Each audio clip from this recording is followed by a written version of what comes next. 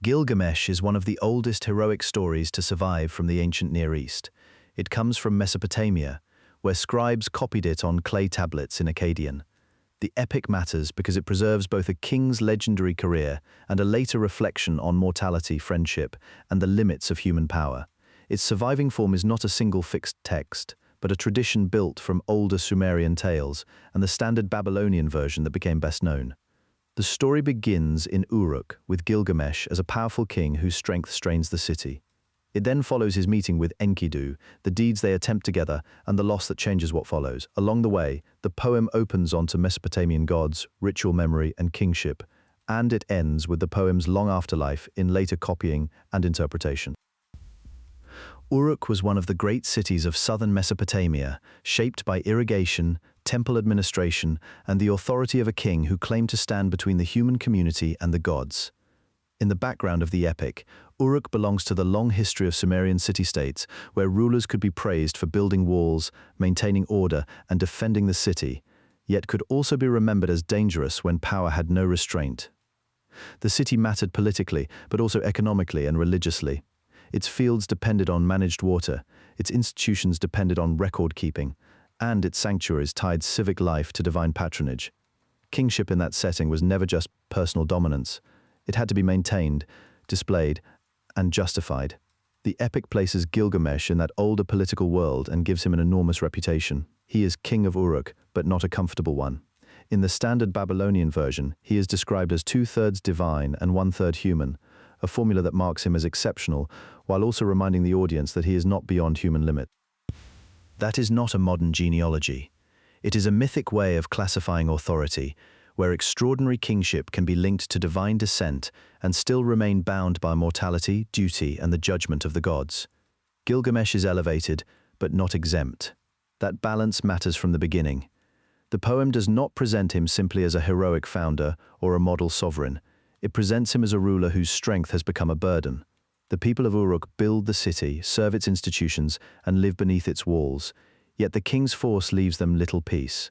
In some surviving traditions, his excess is stated bluntly. He is too hard in judgment, too demanding in labor, too dominating in his treatment of the city's young men and women. The details vary, and the tablets do not preserve every line in complete form.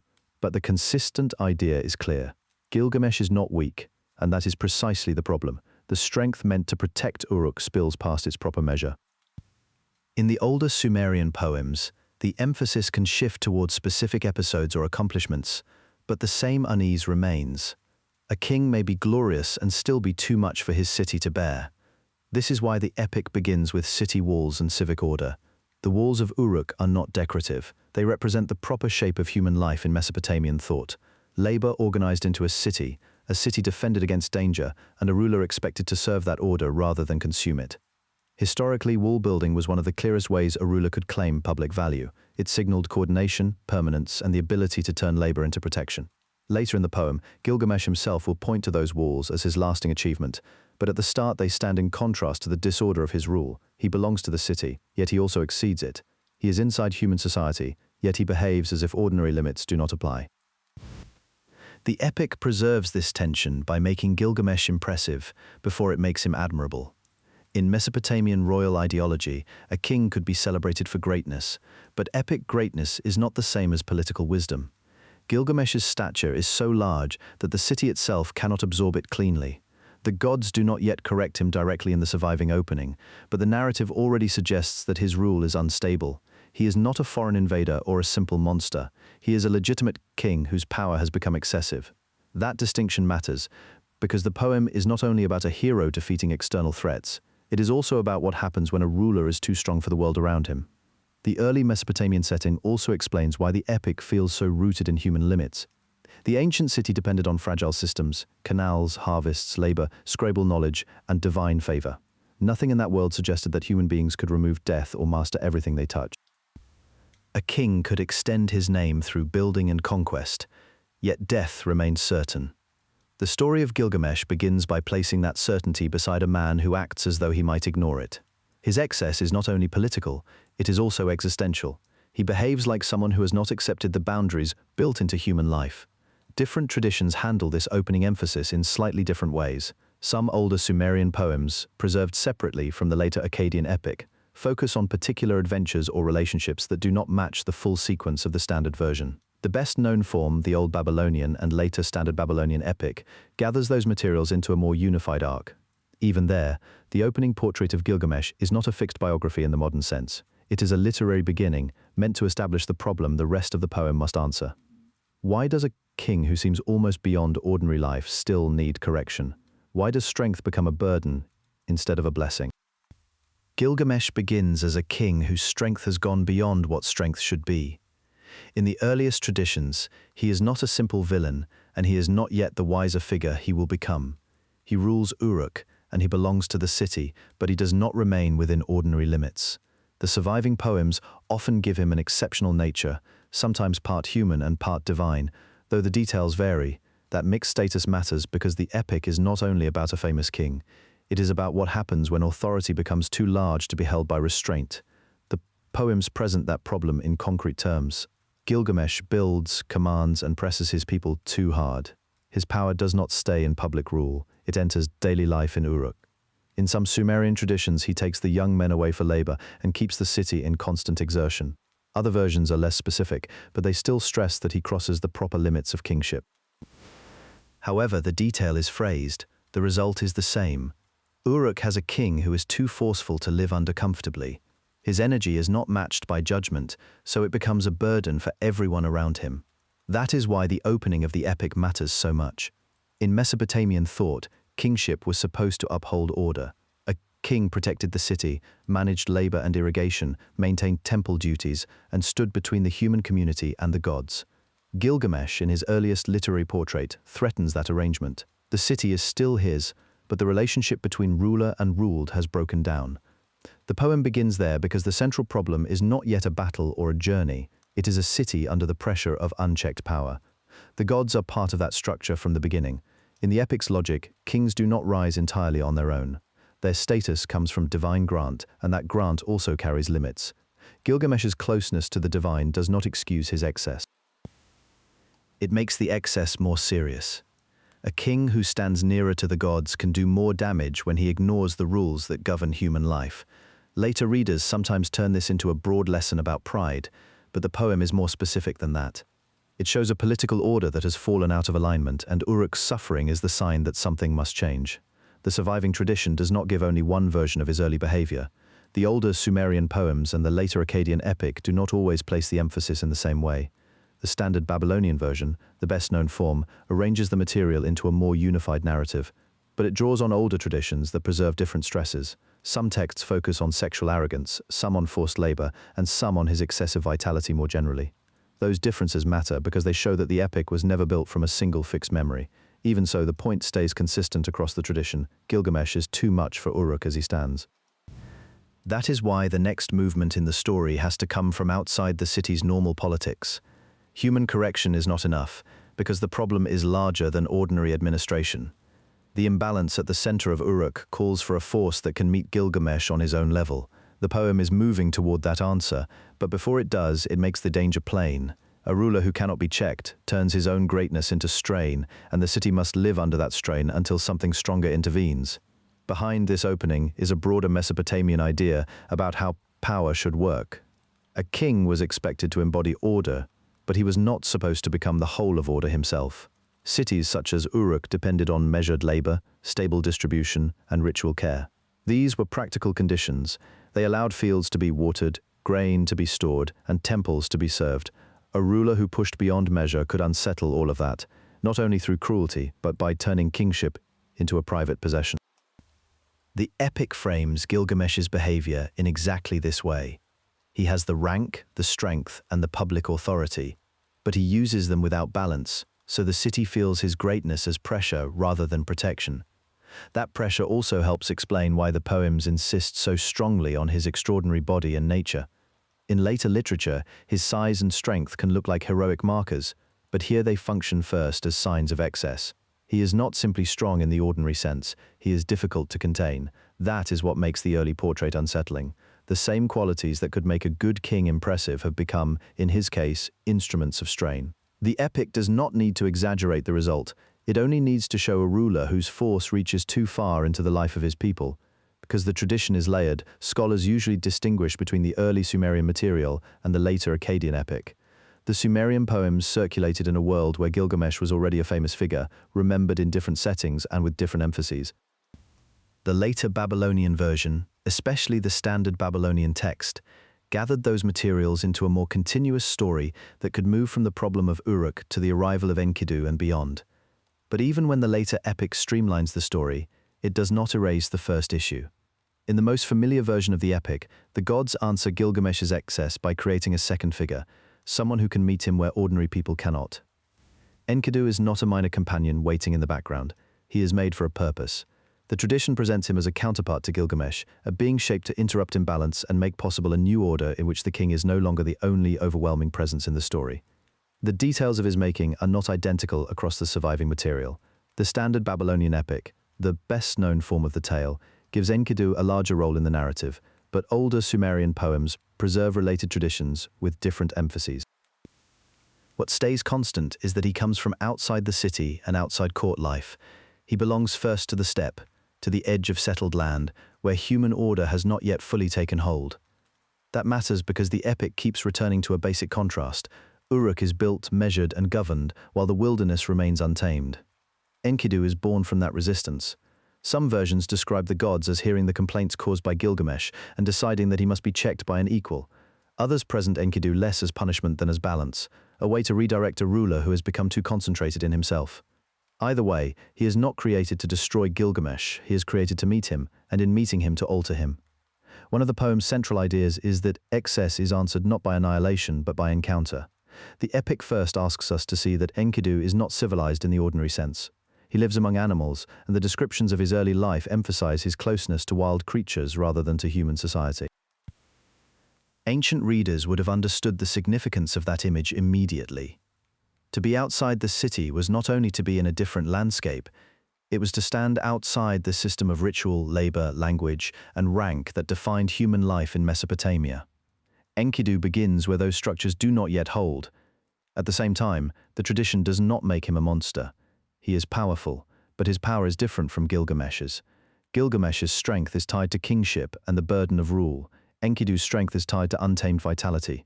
He belongs to the world before doors, walls, and formal speech. In that sense, he is a corrective made visible. If Gilgamesh represents power that has gone too far inside the city, Enkidu represents a force that has never been brought inside at all. The story then turns to the means by which that wildness will change. In the later Akkadian tradition, the woman Shamhat is sent to meet Enkidu. Ancient and modern readers have often understood this part in different ways, and the text itself does not flatten it into a single lesson. Shamhat is a courtesan, and her role is tied to sex, speech, and social initiation.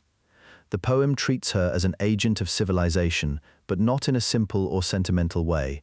She does not merely tempt Enkidu, she draws him into human relation. In some older versions, the emphasis falls more heavily on his loss of direct communion with animals. In the standard Babylonian version, the transition is more carefully staged, moving from instinct to speech, from wilderness to culture, from isolation to belonging. That shift is one of the most important in the epic because it shows that civilization in Mesopotamian thought was not only a matter of buildings and walls, it was a pattern of attachment. To become human in the poem's terms is to enter exchange with other people, to take food prepared by them, to wear clothing, to speak in a shared language, and to accept the limits that come with shared life. Enkidu does not become less real when this happens. He becomes legible to the world of the city.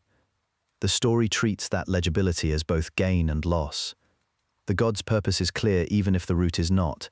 Enkidu is meant to move toward Uruk, and the movement begins with the loosening of his old life. The animals no longer receive him in the same way. He is separated from them by the human contact that changes his body, his habits, and his place in the world.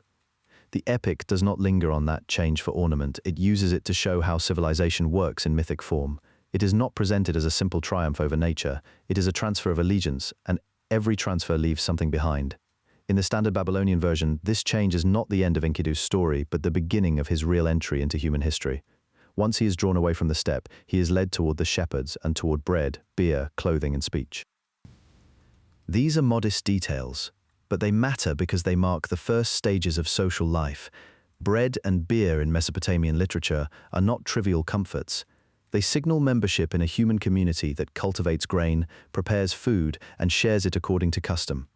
When Enkidu is taught to eat and drink in this way, the poem is not just describing appetite, it is describing incorporation. Older Sumerian poems preserve the same broad movement, though not always with the same sequence or emphasis. Some versions place more stress on Enkidu's struggle with a guardian or on his later encounter with Gilgamesh, while the Akkadian epic dwells longer on the process of transition. That difference matters because it shows how the tradition developed. The figure of Enkidu was flexible enough to serve different narrative roles. In one setting, he could be the wild man brought into culture. In another, he could be the necessary equal who makes the king's story possible. The core idea remains stable even when the details change. From here, Enkidu exists in a threshold state. He is no longer fully wild, but he has not yet entered the settled structures of city life. That is exactly where the story needs him to be. He has been devised as a counterpart, and the reader is meant to sense that he is being brought into being for a meeting that has not happened yet.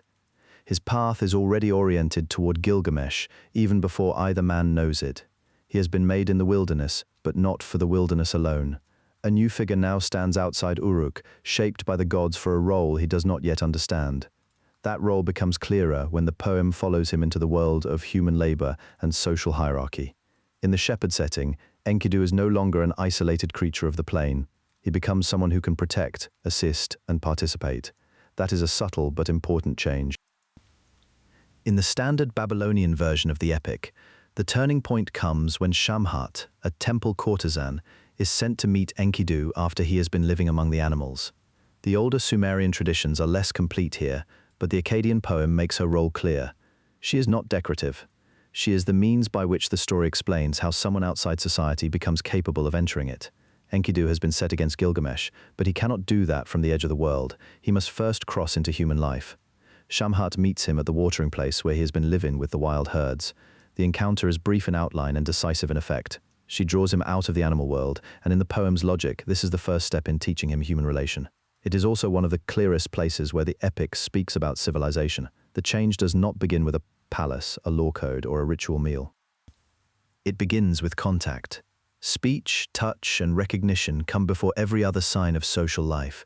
What follows is not only a loss, though loss is part of it. Enkidu is cut off from the herd, and the animals that once accepted him now withdraw. The text presents this as a consequence of his altered condition.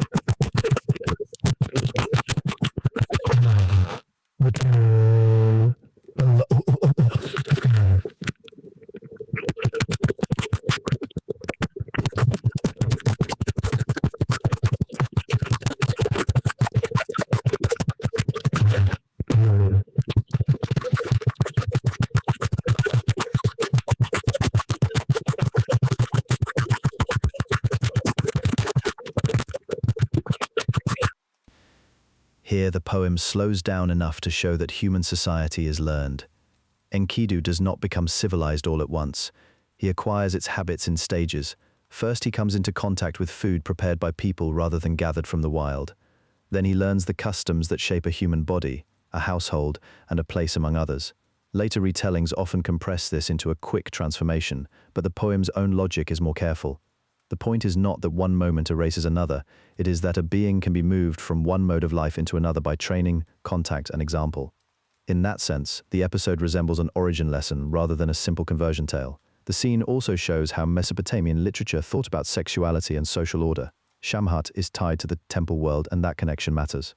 In some modern readings, she is treated simply as a seductress, but that is too narrow. Within the poem, she is a civilizing mediator. Her role links desire to society and society to the gods. The epic does not make her a private romance figure. It makes her a figure of transition, with the authority to carry someone from one sphere into another. That is why the meeting matters so much to the story's structure. Enkidu cannot take his place beside Gilgamesh until he has first crossed the threshold Shamhat opens. In the wider Mesopotamian world, temple personnel and sacred sexuality were associated in different ways by different cities and periods, and the poem does not reduce that tradition to a single social custom. It uses her status to give the transition religious weight as well as human meaning. Once he has entered that threshold space, Enkidu begins to learn the things that make him recognizably human in the poem's world. He is instructed in bread and beer, staples the epic repeatedly uses as signs of settled life. In Mesopotamian culture, bread and beer were not just foods. They marked agriculture, storage, labor, and communal sharing. The story turns them into symbols of belonging. Enkidu, who had lived on grass and with the beasts, is brought into a system of meals prepared by people, and that change carries moral weight. Civilization is shown as an education in restraint and dependence, not merely comfort. Eating is social before it is simply sustaining. To share prepared food is to accept a place among others, and to accept their rules. Clothing works the same way. To be dressed is to be placed within social expectation. It means the body is no longer simply part of the wilderness. It is now visible to others in a human community. The epic does not explain this in abstract terms, but the sequence makes the point plainly. Enkidu's body, food, and behavior are being brought under human custom. He learns to eat at table, to drink, to wear clothing, and to take part in life as people recognize it. These details matter because they root the myth in everyday practice rather than grand symbolism alone. The poem knows that a society is built not only by kings and gods, but also by repeated habits. That is one reason the episode has remained so memorable. It ties a cosmic change to ordinary acts any audience would recognize. At the same time, the epic does not pretend this transition is painless or cost-free. The old life is not simply discarded. Enkidu's closeness to the animals is gone, and the poem lets that separation register as a real change in being. He is now more capable of speech, company, and social action, but he is also farther from the direct life of the wild. The story treats that as the price of becoming fully part of the human world. For an ancient Mesopotamian audience, that would have resonated with a familiar idea. People live by gifts that also bind them. Food, clothing, cities, and ritual life offer stability, but they also impose limits. The episode does not say that the wild is better, only that leaving it means entering a more complicated existence. This is why the episode matters so much to the whole epic. Shamhat does not merely lead Enkidu into a new place. She leads him into a new pattern of life, and the epic marks that change through the ordinary things that define human society. After weeks in the wilderness, where he had lived among the animals and moved with them, he is brought toward food, drink, clothing, and speech. In the poem's logic, these are not minor details. They are the signs that someone has crossed from untamed existence into the world of people. The first change comes through food. In the standard Babylonian version, when Enkidu is given bread, he looks at it in confusion, because this is not the food of the steppe. Bread belongs to settled life, to labor, storage, and the household. It is made by people who know planting, harvesting, grinding, and baking. Beer belongs to the same world. Enkidu is given 7 cups, and afterward he becomes cheerful, alert, and more fully present among humans. The scene is simple, but it carries cultural weight. In Mesopotamia, bread and beer were basic markers of civilization. They were daily foods, but they also belonged to temple offerings, labor rations, and shared social order. The epic uses them to show that a human being is not only fed by nature, he is formed by custom. That detail fits the wider culture of ancient Mesopotamia. The cities of southern Mesopotamia depended on organized agriculture and on the management of grain. Bread and beer were not luxuries, and they were not accidental symbols. They were part of an economy in which fields, granaries, and work teams connected the household to the city and the temple. In that setting, to eat bread was to take part in a system of settled production. To drink beer was to share in a common practice that could also mark hospitality and ritual. The epic does not explain all of this directly, but it assumes that its audience would understand why these foods matter. Enkidu's change in appetite is also a change in social belonging. Clothing follows the same pattern. Once Enkidu is clothed, he no longer belongs to the open country in the same way. Dress signals place, rank, and participation in a community. In ancient Mesopotamia, garments were part of social identity as well as protection from weather. To wear clothing is to enter a world where people are seen, judged, and placed in relation to one another. The poem does not present this as a purely joyful step. It is a gain because it makes Enkidu fit for human company. It is also a loss because it closes off the wildlife that once seemed complete in itself. The epic is careful here. It does not describe civilization as pure corruption, but neither does it praise it without reservation. Human life is presented as a realm of gifts that come with obligations. Speech changes too. Enkidu, who had once moved with the animals, now learns the forms of human address and can take part in conversation. That matters because the rest of the epic depends on it. He cannot become Gilgamesh's counterpart while he remains outside language. In Mesopotamian thought, speech was tied to social order. It was how people made agreements, offered praise, gave commands, recited prayers, and took part in communal life. Enkidu's growing speech is therefore more than a physical detail. It marks the arrival of relationship. He is becoming someone who can respond, not merely react. The passage feels measured because the poem does not rush from wildness to culture in a single instant. It gives Enkidu a sequence of small transformations, each tied to a human practice that his new life requires. The order matters. Food comes before clothing, and speech comes after the body has already been brought into human habits. That sequence makes the transition feel gradual and embodied. Enkidu is not suddenly civilized by an idea. He is changed through repeated acts of eating, drinking, dressing, and speaking, which is how the epic imagines social life taking root. Later readers sometimes treat this passage as a simple tale of civilization conquering nature. But the surviving text is more balanced than that. Enkidu's former life among the animals is not mocked. It is shown as a real mode of existence with its own coherence. Yet it is not the final mode for this story. The gods have shaped him to cross the boundary, and once he does, he acquires the capacities that will allow him to meet Gilgamesh. He is becoming human in the fullest sense, which also means he is becoming vulnerable to companionship, duty, loss, and death. That vulnerability is already present in the logic of the scene. Bread and beer do not simply nourish him, they bind him to a new order. Clothing does not only cover him, it identifies him. Speech does not only let him communicate, it places him inside a community of obligations. The epic treats these things as marks of arrival, but also as the beginning of dependence. By the time Enkidu has been drawn into human life, the epic is ready for its next turn. He can hear stories, understand reputation, and respond to shame and honor as a city dweller would. That matters because the first thing he learns about Gilgamesh is not a private flaw, but a public problem. In the standard Babylonian version, Gilgamesh is the king of Uruk, a ruler of extraordinary strength who also oversteps the limits of kingship. The poems present him as using his authority in ways that leave the people uneasy. Mesopotamian kings were expected to protect order, sponsor temples, and defend the city. Gilgamesh, at the opening of the epic, does not yet do that well enough. He is too forceful, too unchecked, and his greatness has become a burden. That unease matters because the epic treats kingship as more than a personal matter. In Mesopotamian thought, a king's conduct reflected on the city itself, and a ruler who failed to govern within accepted limits could become a source of disorder. The poem does not explain this at length because its first audiences would have recognized the pattern. Uruk was a major city in southern Mesopotamia, associated in tradition with royal memory and monumental building. Gilgamesh belongs to that world of walls, temples, and dynastic fame.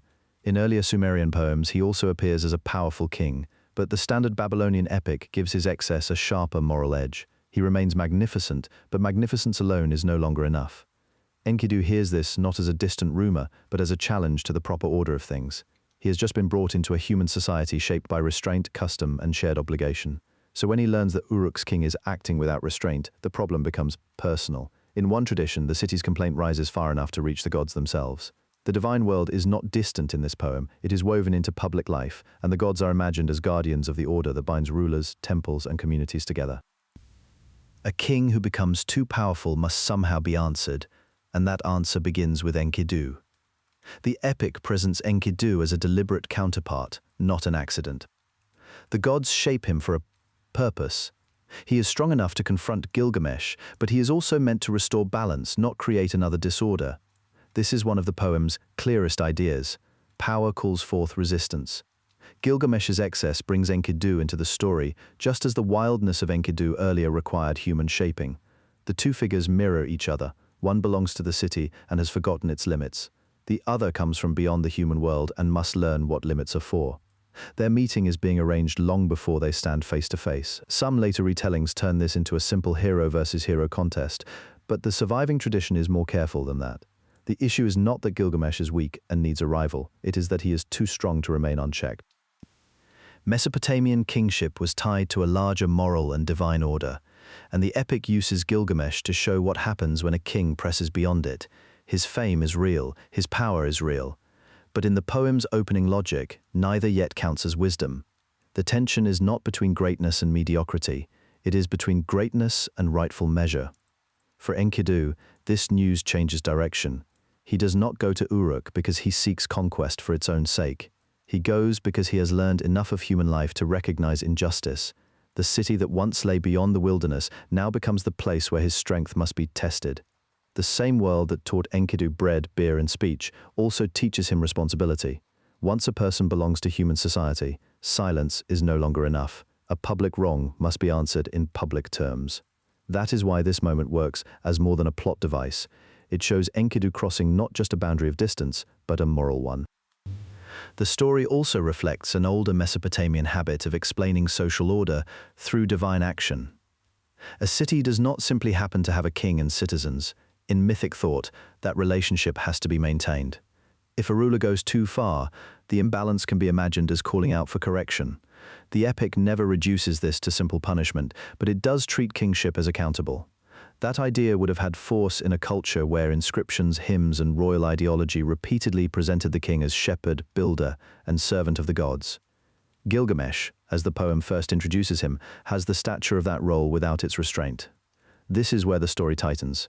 Gilgamesh still stands at the height of royal authority, but his people remain uneasy under him. When Enkidu reaches Uruk, the meeting with Gilgamesh does not begin as a negotiation. It begins as a test of force. In the poem's logic, that is fitting. Gilgamesh has power without restraint. Enkidu has power without civilization. The story lets them collide before it lets them understand one another. The first clash is usually told as a wrestling match at the city gate. The exact details vary slightly across versions, but the central point stays the same. Neither man comes to submit. Gilgamesh, as king, does not expect an equal. Enkidu, sent to oppose him, does not come to admire him. The contest does not end in a simple defeat. Instead, the struggle reaches a turning point when each recognizes in the other a force that cannot be dismissed. That recognition matters because Mesopotamian heroic literature often treats strength as something that must be measured against limits.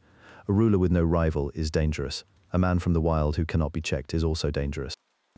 The struggle between Gilgamesh and Enkidu answers both problems at once. Gilgamesh is met by someone who can stand against him. Enkidu, who came to challenge excess, finds that his opponent is not a weak tyrant, but a being almost like himself in power, if not in origin.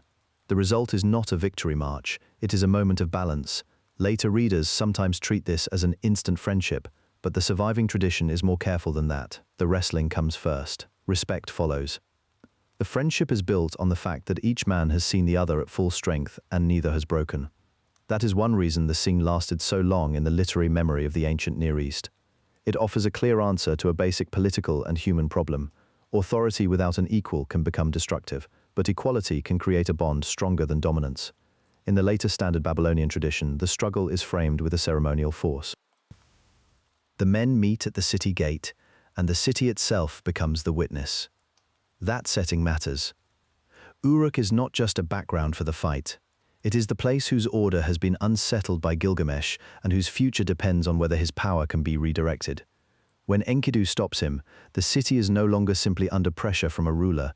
It is standing at the threshold of a new relationship between ruler and challenger.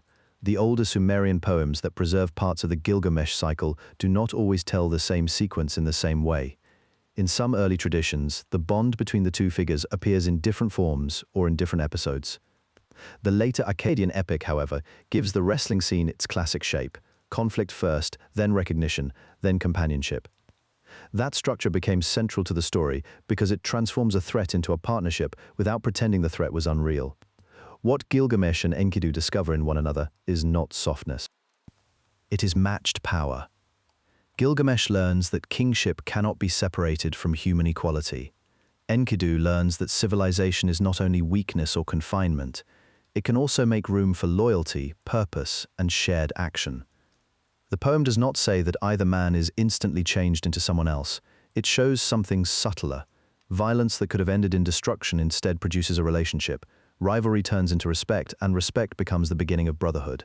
That shift also changes the social meaning of the epic. Before Enkidu arrives, Gilgamesh's strength is a public problem. In the early part of the tradition, the king's behavior is described as excessive enough that the gods create an opponent for him. The wrestling scene is therefore not only an emotional turning point, it is part of a larger effort to restore order.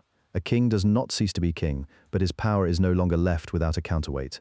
In a city-based society like Uruk that mattered, royal strength could protect a city, build walls, and command labor. But unchecked power could also weigh heavily on the people it was meant to serve. The meeting at the gate also fits a wider pattern in ancient epic. Heroes in Mesopotamian literature are often tested through contests that reveal their status before they are fully joined to a larger purpose. The question is not only who can win, but what kind of force can be brought into relationship with another force. In that sense, the first clash is a kind of recognition, carried out through wrestling rather than speech. The body proves what words have not yet settled. This is also why the outcome is not written as humiliation. If either man had simply overpowered the other, the story would lose its central tension. Instead, the poem preserves an uneasy equality. Gilgamesh remains the king, Enkidu remains the man from the wild, yet each has been seen clearly by the other, and that sight alters the direction of the narrative. Once Gilgamesh and Enkidu have tested one another and found that neither can be easily overcome, the story shifts from rivalry to companionship. In the later Akkadian epic, this turn is deliberate. The meeting is not a minor reconciliation. It is the moment when the king of Uruk stops standing alone. Enkidu is no longer simply the force sent to restrain him. He becomes the one person who can answer him as an equal, and that equality is what gives the friendship its weight in the poem. The text does not present their bond as quiet or sentimental in a modern sense. It is built from shared strength, shared risk, and shared recognition. Gilgamesh sees in Enkidu a companion who can endure the same trials. Enkidu sees in Gilgamesh a man whose power does not have to remain destructive. Each gives the other something he does not have alone. Gilgamesh has authority, experience in the city, and the status of kingship. Enkidu has the raw independence of the steppe and the perspective of someone not formed by palace life. Together they become more complete than either was by himself. The meeting also answers a problem already established in the story. Before Enkidu arrives, Gilgamesh's rule is described as burdensome to Uruk. In the Akkadian epic, his strength is not denied, but it is shown as excessive and unsettled. He presses beyond what the city can comfortably bear, and that imbalance is part of the reason the gods respond by creating Enkidu. The point is not simply that the king needs defeat. He needs an equal presence that can meet force with force and turn conflict into order. The first clash between them, therefore, has a social function as well as a dramatic one. It reveals that Gilgamesh cannot be corrected by distance or complaint. He must be answered in person. This is one reason the epic matters so much in the history of literature. It does not treat friendship as an interruption to heroic action. It treats friendship as the condition that makes heroic action possible. Before Enkidu, Gilgamesh's strength creates imbalance in Uruk. After Enkidu, that strength can be directed outward. The king who once overwhelmed his own people now has someone beside him, and that changes the shape of the story. The poem suggests that power is less dangerous when it is answered, checked, and shared. It does not erase the fact that Gilgamesh is still a king, or that Enkidu still comes from outside the city. Instead, it keeps those differences in view while turning them toward common purpose. The Akkadian poet does not need abstract theory to make this clear. The point is shown through what the two men do together. Their companionship leads naturally into movement, decision, and risk. Once they accept each other, they are no longer isolated figures with separate problems. They become a pair whose strength can be directed toward a common goal. That matters in a Mesopotamian setting where reputation, kingship, and divine favor are closely linked. A ruler's value is not measured only by what he can seize. It is also measured by what he can accomplish in the name of his city and what story will remain after he is gone. Friendship in this epic becomes a way to make that larger movement possible. Later in the epic tradition, this partnership becomes the basis for the great quests that follow. The two are not joined merely to be a pleasing pair. They are joined because their union explains how a ruler can move from private excess to public fame. In Mesopotamian royal ideology, glory was never only personal. It had to be linked to the standing of the city, the favor of the gods, and the memory left behind after death. A solitary king could command fear, but a king with a companion can seek deeds that are larger than fear. The friendship gives Gilgamesh a new direction, and it gives Enkidu a place within the human world that is not based on submission. That change also fits the wider structure of the epic as it survives. The standard Akkadian version, usually associated with the first millennium BCE form of the text, arranges the material into a continuous narrative that is more unified than the older Sumerian poems. In the older tradition, Gilgamesh stories circulated in separate compositions, and not every version placed the same weight on the same episodes. Some tales focus on conflict, some on kingship, and some on the hero's dealings with the gods or the dead. The later epic brings these materials into a single arc, and the friendship with Enkidu becomes the hinge that links the early wildness of the king to the journeys that follow. The poem also allows for tenderness in the middle of that strength. In the standard Akkadian version, the two men are described with language that signals deep attachment, and some later readers have treated that language as evidence of a bond beyond ordinary comradeship. The surviving text itself is more restrained. It clearly presents an intense friendship, but it does not define that relationship in modern categories. What can be said with confidence is that their connection is central to the epic's emotional life. Without Enkidu, Gilgamesh remains a problem of power. With Enkidu, he becomes a figure whose greatness is measured by relationship as much as by force. That emotional centrality becomes clear in the way the epic uses their bond as a preparation for future loss.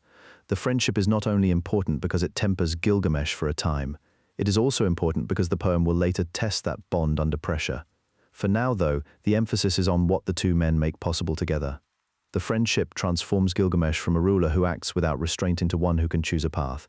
It transforms Enkidu from a being outside the city into a companion with a place inside its story. Each is changed by the other, and the change is not temporary. The older Sumerian stories preserve the material differently, as they often do. The cycle around Gilgamesh existed in several forms before the later unified epic fixed the sequence most readers know today. In those earlier traditions, separate tales about the hero could stand on their own or appear in different arrangements. The task they choose is not small, and the poem makes that clear from the beginning. Gilgamesh and Enkidu do not simply set out to hunt. They turn toward the Cedar Forest, a place beyond the city's ordinary reach, guarded by Humbaba, whose role is to mark a boundary between human ambition and something older, larger, and protected. In the surviving Old Babylonian and Standard Babylonian versions, the forest is tied to cedar wood, a valuable material in the ancient Near East, and to a remote sacred landscape that is not meant to be taken easily. The journey is not only about fighting a monster, it is about crossing from civic life into a place where glory and violation come very close together. The poem presents their decision as a search for renown. Gilgamesh has already been changed by friendship, but he still lives with the royal problem the epic never lets go of for long. A human ruler cannot hold power forever. One ancient answer to that limit is fame in place of permanence. If a man cannot avoid death, he can at least leave a name others remember. The Cedar expedition gives that idea a shape. Gilgamesh wants his deeds to be known beyond Uruk. He wants a feat that future generations will repeat in speech, memory, and song. Enkidu, who knows the dangers of the wild and the habits of beasts, becomes the companion who can make such a plan possible. The choice is also practical within the logic of the epic. Humbaba is not an accidental obstacle. He is the guardian appointed to protect the Cedar Forest, and later tradition often treats him as a being placed there by the god Enlil. That detail helps explain why the conflict feels so serious. The heroes are not going on a hunting trip. They are planning to confront a divine sentinel tied to a sacred area whose resources are limited and valued. In Mesopotamian literature, forests at the edge of the known world often serve this kind of role. They are dangerous places, but also places of wealth, and the same wood that promises prestige can also carry the mark of sacrilege. Cedar from distant mountains was especially prized in the ancient Near East because it was durable, fragrant, and suited to elite construction. Kings wanted it for temples, palaces, doors, and ships. Gilgamesh is not seeking an ordinary trophy. He is aiming at a resource that connects royal power, trade, and religious building. Different versions of the tale handle the decision with slightly different emphasis.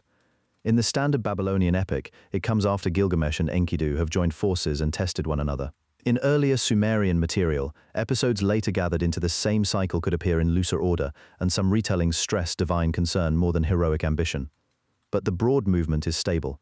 Once the two heroes are united, they begin to imagine a deed large enough to match their strength. They talk of entering a far land, striking down a guardian, and bringing back Cedar. The poem does not present this as wise in a simple sense. It is brave, but it is also reckless, and that tension is part of its force. Gilgamesh's motive is especially layered. He seeks honor, but he also seems to seek a reply to his own limits. The poem repeatedly links his vigor with restlessness. He is not content to remain within the walls he has already made famous. In that way, the expedition reflects a common heroic pattern in Mesopotamian literature. A king proves himself not by ruling quietly, but by acting at the edge of safety. Yet the epic is careful not to present that as pure triumph. The desire for an enduring name can look noble, but it can also lead a ruler too far from measure. That is why caution begins to gather around the plan almost as soon as it is made. Enkidu matters here because he is the one who understands what the journey means. He knows the forest from the outside, and he knows the cost of crossing boundaries. Some later readers have treated him as the voice of restraint, but the poem is more balanced than that. He is uneasy, yet he goes. He does not block Gilgamesh's ambition. Instead, he helps shape it into action. Together they become the kind of pair the epic needs, the king who seeks glory and the companion who can judge the danger without ending the quest. Their decision is made. What remains is the difficult part, because once a heroic plan enters the world, the poem begins to surround it with warnings, dreams, and the sense that the gods have noticed. The next movement matters because it shows this is not a casual act of bravery. The epic slows down before the journey begins. The decision needs preparation, and that preparation tells us how the poem thinks about power. Gilgamesh is still a king, even when he acts like a warrior, and kings in Mesopotamian tradition did not go anywhere of consequence without some sign of legitimacy. In the epic, that legitimacy comes partly through support from others and partly through gifts or equipment that mark the expedition as official rather than improvised. The heroes are not only heading into the wild, they are entering the language of royal enterprise, where an expedition can look like a public statement about what a king is allowed to take from the world. At the same time, the forest itself resists that language.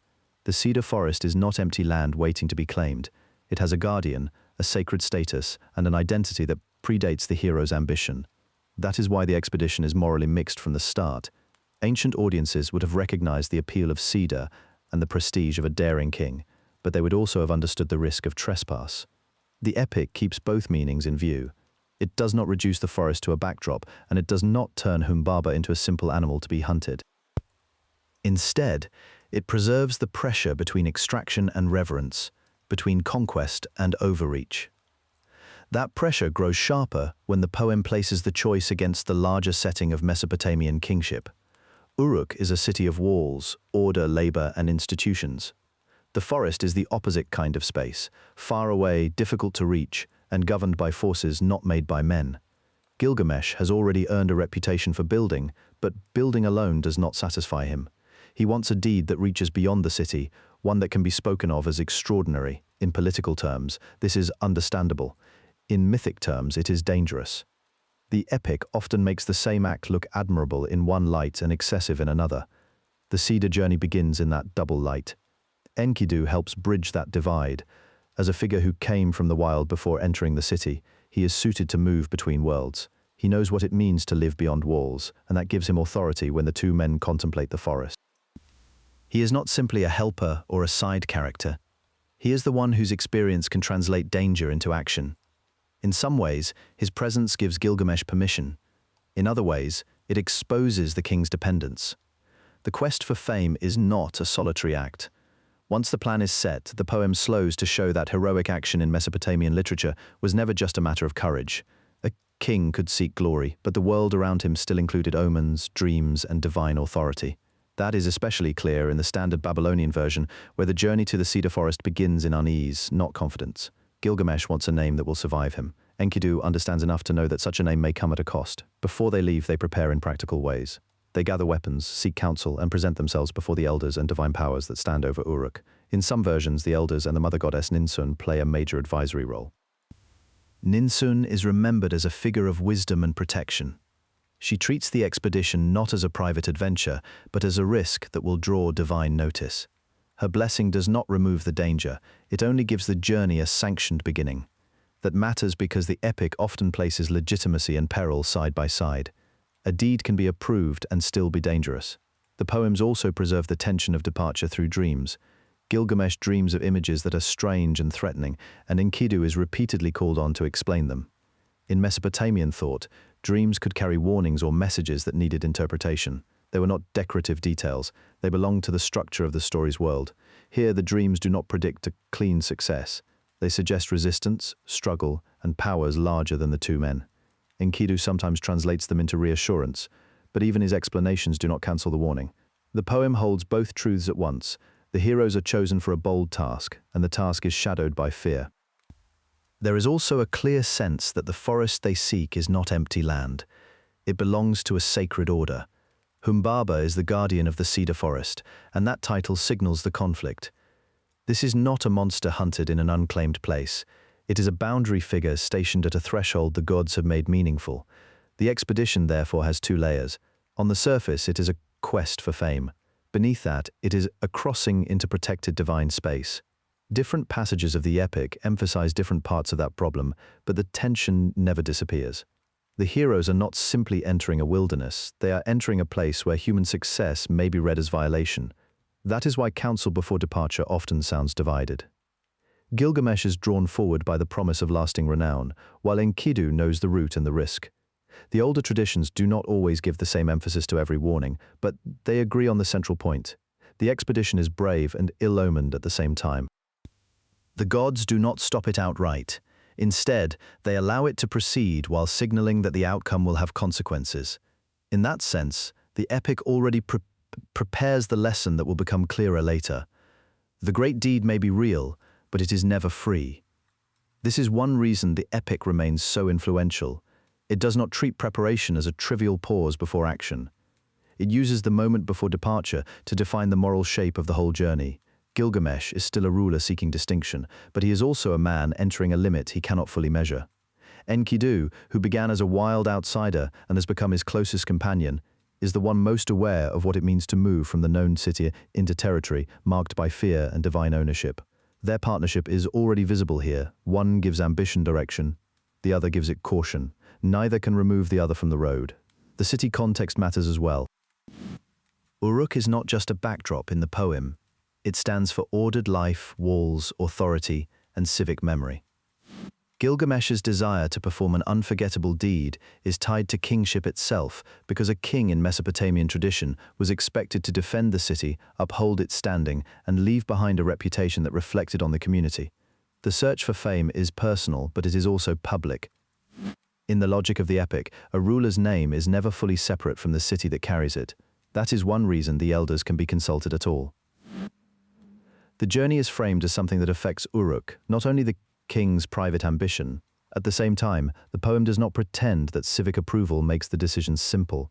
The elders can weigh the danger, Ninsun can bless the path, and still the expedition remains a crossing into uncertainty. That combination is typical of ancient Mesopotamian storytelling. Human beings act, but they act inside a larger order of divine will, ritual obligation, and sign reading. Even the language of preparation reflects that order. Weapons are not enough on their own. Counsel, prayer, and interpretation are needed because the road ahead is not only physical, it is also religious and symbolic. Enkidu's role becomes especially important in this phase because he is not merely a companion who follows Gilgamesh out of loyalty. He is the one with enough practical knowledge to understand the terrain and enough experience of the wider world to sense what crossing that terrain means. Earlier in the epic, his movement from the wild into human society made him the figure who could bridge separate ways of life. Here, that bridging function continues. He can speak from experience, and he can speak for caution, but he cannot turn the expedition into a harmless errand. The poem uses him to make the stakes intelligible. He knows that the journey is not just about courage, it is about what kind of order a king is willing to challenge in order to win a lasting name. Different manuscript traditions preserve this preparation in slightly different forms, which is why modern readers have to be careful not to flatten it into one fixed sequence. The standard Babylonian text gives the best-known arrangement, but older Sumerian material and later retellings do not always match in every detail. Sometimes the dreams are handled differently. The forest they seek is not just a setting for adventure. In the world of the epic, the Cedar Forest belongs to a realm that is older, rarer, and more protected than the city of Uruk. Cedar mattered in Mesopotamia because the southern plains did not produce it in abundance, and ancient texts often treat access to timber as a matter of trade, power, and prestige. That background matters because Gilgamesh's journey is not only about personal fame, it is also about entering a distant and controlled space where the king's authority does not automatically apply. The guardian of that forest is Humbaba, sometimes translated later as a monster, but in the epic he is better understood as a formidable protector appointed by the god Enlil. The Old Babylonian and Standard Babylonian versions preserve him as a figure of overwhelming threat. Heroic poetry enlarges him in the usual way. His voice terrifies, his face distorts, and his power is enough to make even strong men hesitate. The details vary across tablets and recensions, but the basic idea stays the same. Humbaba is not merely a beast waiting to be killed. He is a sign that this place is not open to ordinary conquest. That is what gives the episode its tension. Gilgamesh and Enkidu are not entering empty wilderness. They are approaching a threshold that already has meaning. In Mesopotamian thought, sacred groves, divine property, and protected spaces were not blank ground for heroic use. The poem keeps that tension in place. Gilgamesh wants a name that will endure. Enkidu understands, more clearly than the king does, that renown may require crossing a line that was not meant for human beings to cross at all. The epic does not present this as an accident. It frames the expedition as a deliberate test. Gilgamesh has decided that if he cannot win immortality, he can at least win lasting fame through a deed great enough to be remembered. That is one of the poem's central ideas, and it is already visible here. Glory is a human answer to death, but it is not a simple one. The greater the deed, the more likely it is to invite danger, divine anger, or later regret. The forest is where that cost begins to take shape.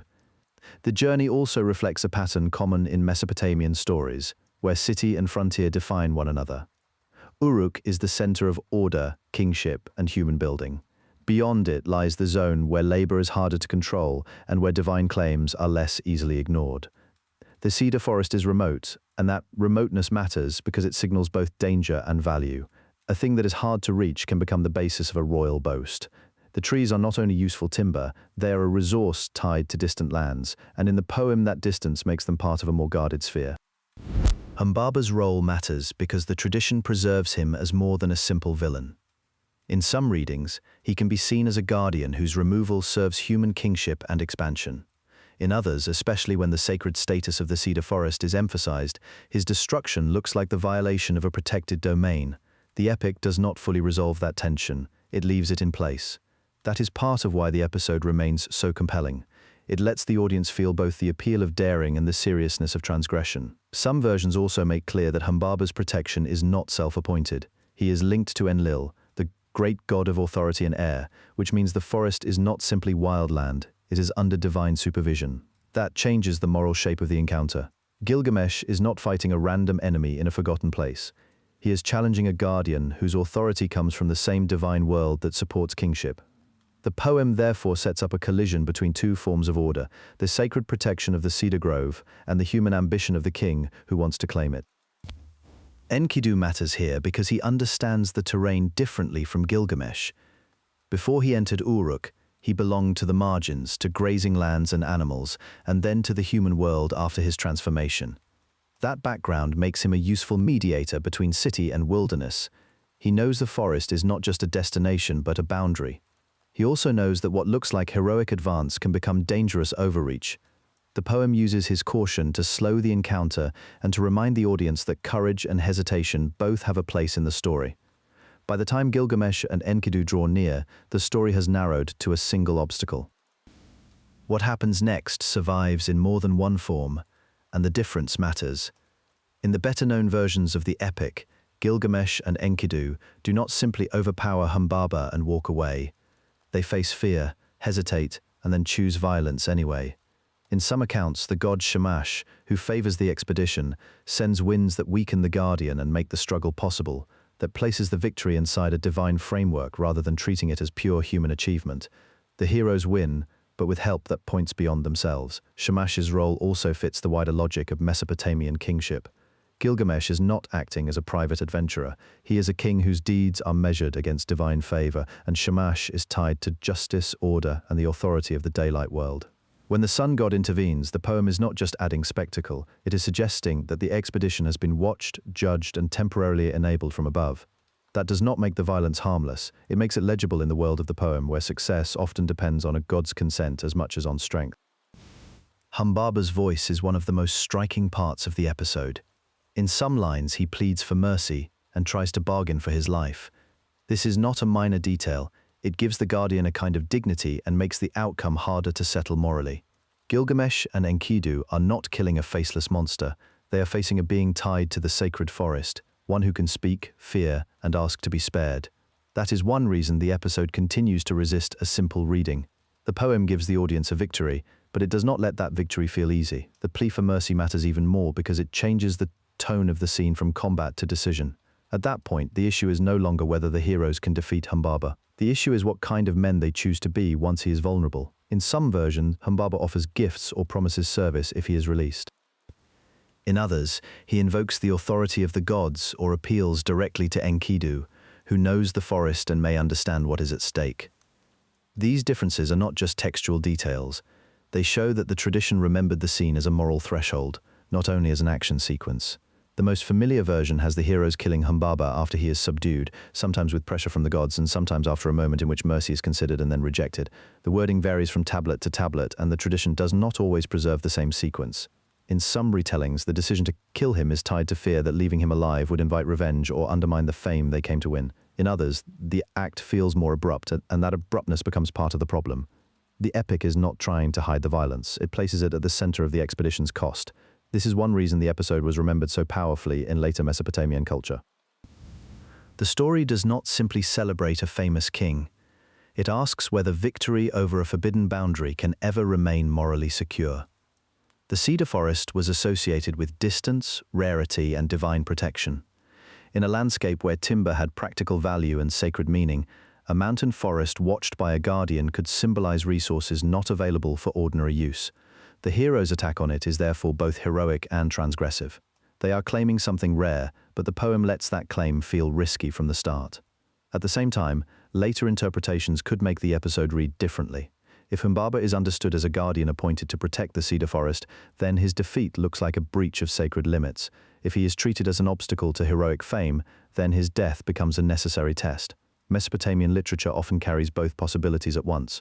The surviving tablets do not fully resolve which moral should win. They preserve the tension between conquest and warning.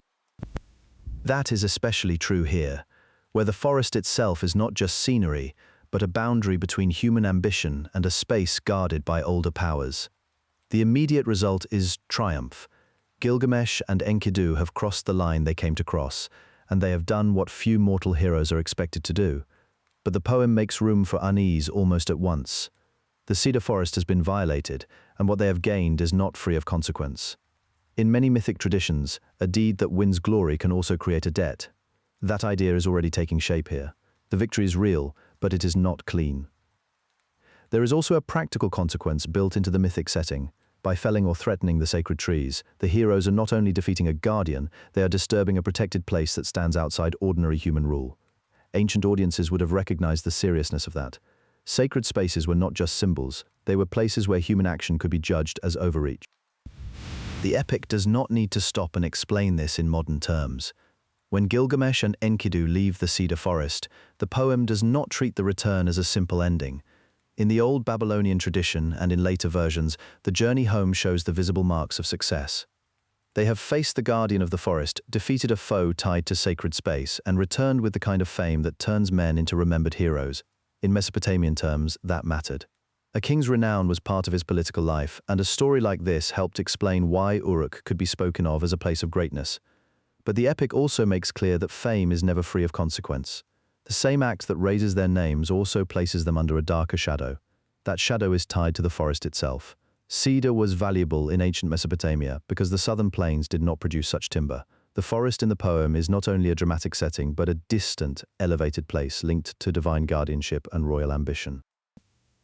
By entering it, Gilgamesh and Enkidu cross into a zone larger than human kingship. Humbaba's defeat is therefore more than the removal of an enemy. It marks a breach in a protected order. Later readers often focus on the heroism of the struggle, but the poem also allows a more restrained reading. The heroes have gained glory, yet they have done so by violating a boundary the world itself seems to recognize. In the older Mesopotamian world, that boundary mattered in practical as well as religious terms. Timber from the north and west was valuable enough to justify long expeditions, and rulers did seek prestige through distant ventures and access to rare resources. The epic turns that reality into myth. Cedar becomes a sign of what lies beyond settled agriculture and city walls, beyond the ordinary reach of Uruk. The forest's distance matters because it makes the expedition feel like a royal campaign into territory that is both materially desirable and symbolically charged. Gilgamesh and Enkidu do not merely cut trees. They take part in a mythic version of extraction, one that promises gain but also raises the question of what a king is allowed to take from the world. This is why the return matters so much. They are not coming back empty-handed or ashamed. They are coming back elevated, and that elevation changes the story around them. In heroic tradition, especially in Mesopotamian tradition, public success can attract divine reaction as much as human praise. The gods are not distant spectators. They are active powers whose interests can be offended, redirected, or forced into new decisions by what mortals do. The forest episode has already shown that the gods may respond in different ways. Some versions and later interpretations stress support for the expedition, while others keep more of the warning tone. But whichever path the tradition takes, the result is the same. Victory does not settle the balance, it unsettles it. There is also a broader pattern at work in the epic. Gilgamesh repeatedly achieves what others cannot, but each achievement opens a new problem. His strength creates unrest in Uruk. Enkidu is brought in to answer that excess. Their friendship then turns outward into conquest. The Cedar Forest episode fits that pattern exactly. What begins as a test of courage becomes a test of limits, and what ends in triumph does not end the tension between heroic action and the order the gods have established.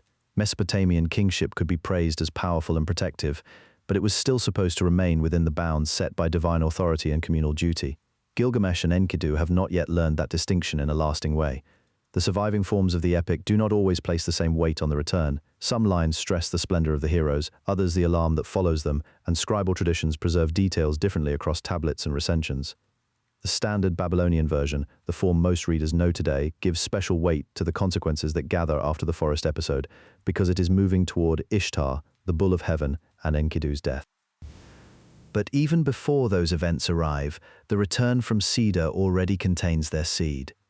A victory over a forest guardian is not only an exploit to be celebrated, it is also an action that demands a response somewhere else in the divine order. The language of return matters too. In epic storytelling, coming home should restore balance. Here, it does not. The men return carrying the signs of accomplishment, yet the world around them has changed. That would have carried special force in a culture where royal journeys, military campaigns, and ceremonial processions all communicated status. A successful return did not simply close a story, it confirmed that the ruler had moved through danger and come back with proof.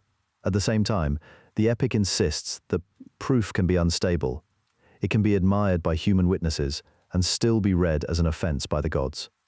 The poem leaves both possibilities in view. For that reason, the Cedar Forest episode remains central in modern readings of the epic. It is not only an adventure sequence, it is the point where heroic fame becomes inseparable from cosmic risk. Even the companionship between Gilgamesh and Enkidu is sharpened here. They act together, but they are also entering a pattern neither can fully control. After the return from the Cedar Forest, the poem turns from public fame to a more intimate danger. In the standard Babylonian version, the goddess Ishtar notices Gilgamesh and offers him marriage. The scene matters because it brings together royal power, divine desire, and the question of what happens when a mortal king refuses a goddess tied to fertility, war, and political authority. Ishtar is not simply a figure of romance in this tradition. She is a major Mesopotamian deity whose worship extended across city-states and centuries, and her presence in the epic carries the weight of cult kingship and cosmic order. Gilgamesh rejects her, and the poem gives him a long and severe answer. He recalls the fate of her earlier lovers and treats her desire as dangerous rather than honorable. He does not soften his refusal, and he does not speak as a petitioner before a superior power. He speaks as a king who has returned from battle and now believes he can answer a goddess with the same force he used against Humbaba. In the logic of the poem, that confidence is also a mistake. Ishtar's anger is not a private feeling. It becomes a political and divine problem, because in Mesopotamian thought, the relationship between gods and rulers was meant to preserve order, not expose the ruler's contempt for sacred power. The tradition surrounding this episode is shaped by the poem's complex manuscript history.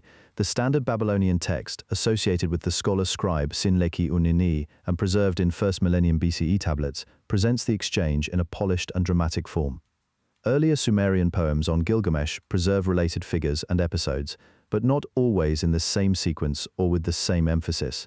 That matters here because the confrontation with Ishtar is one of the places where the later, more unified version makes the cost of Gilgamesh's actions feel unavoidable. The story is moving from heroic excess toward consequence. Ishtar's response is to turn to divine force. She goes to the heavens and demands the bull of heaven, which the poem presents as a catastrophe in animal form. In some readings, the bull may carry astral associations since the animal is linked in Mesopotamian culture with celestial imagery and with the strength of deities. Whatever exact symbolic layer a reader emphasizes, the narrative function is clear. The bull is not an ordinary beast, it is a weapon of divine anger, sent to punish Gilgamesh and to strike Uruk itself. The goddess's insult is no longer answered by words alone, it now takes shape as a threat against the city. Before that attack arrives, the poem makes the stakes plain. Ishtar complains to the gods, and there is a sense that once divine pride has been wounded, the damage will spread beyond the original offense. This is a recurring feature of Mesopotamian mythic thought. The gods are powerful, but they are also entangled in rank, obligation, and reputation. An insult to one deity can disturb the larger balance. Gilgamesh's refusal, therefore, does more than reject a suitor. It destabilizes a relationship between human rule and divine honor. When the bull of heaven is released, the tradition does not treat it as an abstract curse. It is a direct assault on Uruk, and the city's survival becomes part of the test. Gilgamesh and Enkidu stand together against the creature, and their cooperation now serves a different purpose than the Cedar expedition. They are not seeking fame in a distant forest. They are defending the city from a punishment born of royal arrogance and divine offense. The poem keeps the conflict concrete, but the meaning is larger. The heroes have crossed a line, and the line was not only ethical, it was sacred. The outcome will once again turn on strength, but the victory will not settle the matter. In the surviving text, the bull is overcome, and the heroes appear to have prevailed. Yet because the foe is sent by a goddess, the triumph carries a second meaning.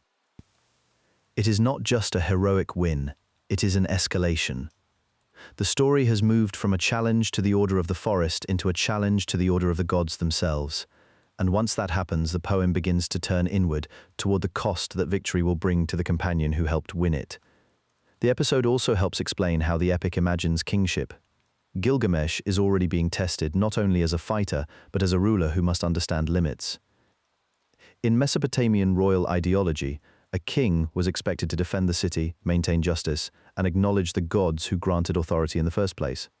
That expectation does not mean kings were passive before divine power. The tradition often shows them acting boldly, even aggressively, on behalf of their cities, but boldness was not the same as insolence. Here the poem suggests that the line between strength and overreach can be crossed very quickly.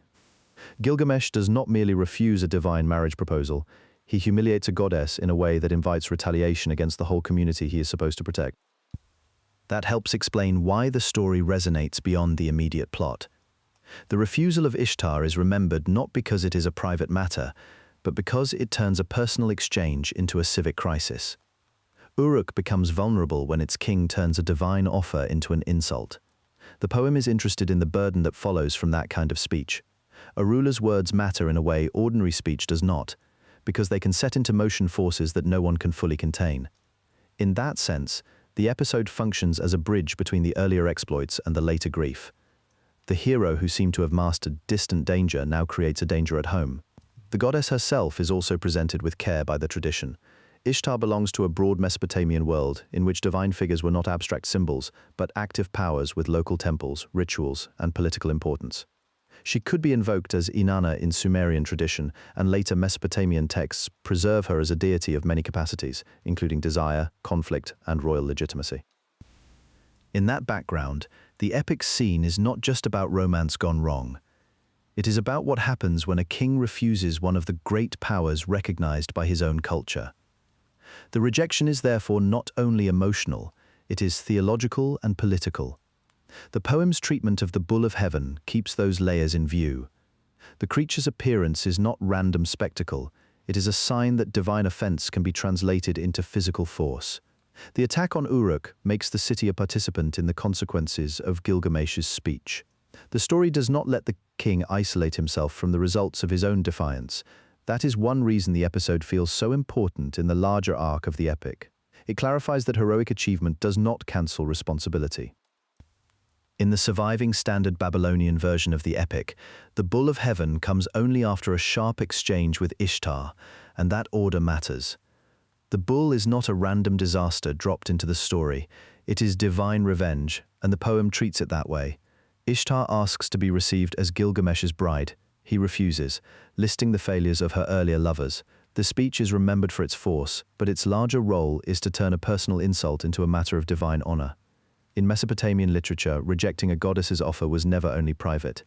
It meant challenging prestige and authority, and the epic makes clear that Gilgamesh understands the danger, even as he says it. Different traditions place slightly different emphasis on the scene, but the surviving tablets agree on the central point. Ishtar feels humiliated and goes to her father, Anu, demanding the bull of heaven to punish Gilgamesh. In the poem's logic, the bull belongs to heaven, drought, and overwhelming force. It is not simply an animal in the ordinary sense. It is a divine instrument, a weapon that can ruin fields, people, and order itself. Later readers have often treated the episode as a heroic monster fight, and that is partly true, but it misses the larger structure. The bull appears because a goddess has decided that wounded pride should become public catastrophe. A small but important moment comes before the attack. Anu hesitates. He warns Ishtar that releasing the bull of heaven will bring severe famine, because the creature can drain the land and empty the earth. That detail belongs to the agricultural world behind the epic. A city-state depended on crops, livestock, and stable weather, so a bull of this kind is not merely an enemy of two men, it threatens the economy and survival of the city that shelters them. Ishtar insists, and Anu gives in. In that sequence, the poem shows divine power as real but not simple. Gods can be angered, persuaded, and cornered by one another, and their decisions still fall on human beings below. The idea also fits the broader Mesopotamian setting, where kings, temples, and households all lived at the mercy of a fragile landscape. Flood, drought, and storm were not abstract symbols. They were the conditions that determined whether a city prospered or suffered. When the bull of heaven descends, the poem presents the scene directly. It is unleashed against Uruk, and the city is part of the target. The creature's first effects are destructive and immediate. The wording varies slightly by tablet reconstruction, but the pattern is stable. The bull does not wander, it attacks. It strikes the ground and opens pits, and the danger reaches beyond the defenders to the city itself. This is one of the places where the epic's mythic language stays close to Mesopotamian urban life. A great city could be protected by walls, but it was still vulnerable to forces that overturned fields, broke channels, or drove people into chaos. Uruk itself was famous in Mesopotamian memory as a major city and a symbol of civilization, so the bull's assault is not only a test of strength, it is an attack on the order that city life represents. Gilgamesh and Enkidu answer together, and that cooperation matters more here than in the Cedar Forest. Earlier they went out to seek renown. Here they fight because the city itself is under threat, the epic frames that shift carefully. The same two men who once pursued glory now act as defenders of a civic center and a divine order they have already strained. In some lines, Gilgamesh seizes the bull while Enkidu delivers the killing blow. The exact division is not perfectly secure because the tablets are uneven and damaged in places, but the outcome is clear enough. Together they bring the creature down. That is important because the poem does not portray victory as the work of one hero alone. It depends on partnership, and that partnership has become one of the epic's central ideas since the meeting of the two men in Uruk. Their strength is greatest when it is shared, even if the sharing itself will soon be broken. The poem then lingers on a detail that is easy to miss. Enkidu tears out part of the bull's body and throws it toward Ishtar. That act is not just violence, it is deliberate insult. The heroes have not only killed the threat, they have turned divine punishment back into shame. In Mesopotamian terms, that is a dangerous victory. The bull belongs to a goddess, and its death cannot be counted as another successful hunt. It is a public humiliation of a god's chosen weapon, and the epic does not hide how serious that is. The gesture also fits Enkidu's role in the story. He is the one who often gives physical form to action, the one whose body performs the deeds that Gilgamesh's kingship directs. Here that same force becomes a challenge aimed directly at divinity. The poem makes no attempt to soften the blasphemous edge of the act. The city celebrates, but the divine reaction is immediate. Ishtar begins to lament, and the other gods gather. The surviving text suggests that the killing of the bull will help determine the next stage of the story. The victory has been real, but it has also crossed another line. The earlier conflict with Humbaba had already raised the question of whether the heroes were overreaching into sacred space. The bull of heaven pushes that question further. Here the opponents are directly entangled with divine will. What Gilgamesh and Enkidu have achieved is therefore double-edged. They have saved Uruk, and they have deepened the danger around themselves. In a Mesopotamian setting where divine favor and royal success were closely linked, such a victory could not remain uncomplicated. To defeat a god's instrument was to invite consequences even when the immediate threat had passed. This is one reason the scene remains important in the epic's later transmission. The surviving standard Babylonian tablets, copied in the 1st millennium BCE from older traditions, preserve the bull episode as a clear turning point. Earlier versions are fragmentary, and scholars still compare different tablet copies to reconstruct the sequence. But the broad shape does not change. The bull is sent as revenge. The heroes kill it. The act brings triumph in human terms and offense in divine terms. The poem is preparing the grief that follows by letting victory become unstable. It also shows how oral and written traditions could hold the same basic event while varying in emphasis. Some copies stress the speech between Gilgamesh and Ishtar. The death of the Bull of Heaven is preserved most fully in the standard Babylonian version of the epic, the 1st millennium BCE text associated with the scholar-scribe tradition that gave the poem its classic form. In that version, the killing is not a simple victory scene. The bull has been sent by a goddess as punishment, so the response to it is also a response to divine power itself. When Gilgamesh and Enkidu kill it, they defend Uruk, but they also cross a boundary the poem marks as dangerous. The tablets do not preserve every line in the same condition, and the earlier manuscript tradition is fragmentary, but the sequence is clear. Ishtar's anger puts the city at risk. The Bull of Heaven attacks. Gilgamesh and Enkidu fight together. They succeed. In Mesopotamian terms, that kind of victory is not only physical, it is tied to honor, kingship, and the relationship between a city and the powers that protect or threaten it. The bull is both monster and sign, an agent of divine rage, but also the form that rage takes in the human world. The language around the killing carries that larger meaning. Later copies describe the heroes standing over the body in language that can sound almost ritual. Gilgamesh and Enkidu treat the beast as a trophy, and the creature's scale makes the victory visible to the city. The blood, hide, and horns belong to the episode's symbolic afterlife, even when the tablets do not preserve every detail cleanly. The bull's death becomes part of a pattern in which human strength seems able to meet divine violence head-on. That is one reason the episode mattered in later transmission. It offers a striking image of heroic success, but it also makes the cost of that success impossible to ignore. In Mesopotamian religion, the gods were active powers whose favor mattered for kings, temples, harvests, and survival. To kill what a goddess has sent is to win in one register and to provoke disaster in another. That tension is already built into the poem's structure. The heroes have acted with courage, but they have also deepened the breach between themselves and the divine order. In some retellings and scholarly reconstructions, the aftermath matters because the reaction is not only from Ishtar. The gods gather and debate the consequences. The killing of the bull is therefore not an isolated victory scene. It is the point at which public triumph begins to turn toward private punishment. The epic does not linger in celebration. It moves quickly toward the figure who will pay the price for the hero's success. Enkidu, who helped carry the victory, is the first to sense that the killing has consequences beyond the battlefield. In the standard Babylonian tablets, the companions still rejoice, but the mood is unstable. The poem allows the city to seem secure for only a moment, then narrows its focus. The next disaster will not fall on Uruk's walls. It will come for the man who stood closest to Gilgamesh when the bull fell. That shift matters because the bull episode is not only a display of prowess, it functions as a hinge in the larger composition. Before it, Gilgamesh and Enkidu have already challenged limits in their assault on Humbaba, the guardian of the Cedar Forest, in the version that survives in later standardized form. After the bull's death, the poem moves into a different kind of reckoning. The gods have been insulted twice. The second offense is sharper because it directly answers a divine punishment with human violence. In that sense, the episode can be read as a test of how far heroic friendship can carry them before the order of the world pushes back. Uruk also remains central here. Gilgamesh is not an anonymous warrior far from society. He is a king whose actions reflect on a real urban center that Mesopotamian audiences would have recognized as ancient, prestigious, and tied to kingship traditions. The epic repeatedly connects his choices to the city's well-being. When the Bull of Heaven is sent against Uruk, the stakes are collective. When the bull is killed, the victory is collective too, but only briefly. The poem then turns the consequences inward, showing that public glory can create private ruin. This is why the death of the bull is often remembered alongside the death sentence that follows. The two events are linked even when they are separated in the narrative. The killing proves that Gilgamesh and Enkidu can act with extraordinary force. It also shows that force has limits because it cannot restore balance once the divine order has been violated. The epic reflects a deeply Mesopotamian concern. Power is real, but it is never self-justifying. A king may protect his city, and a hero may earn renown, yet both remain under the authority of gods whose decisions cannot be overruled without consequence. After the bull is slain, the poem does not present the victory as complete. In the standard Babylonian Epic of Gilgamesh, the tone shifts at once, and that shift matters.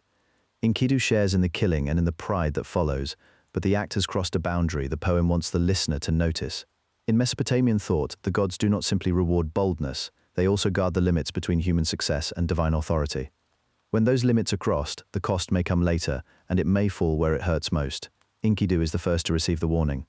The tablets preserve his dream, and dreams in this epic are never casual. They often come as messages from the divine world, and they are frequently more exact than the characters want them to be. Enkidu dreams that the gods are gathered in judgment.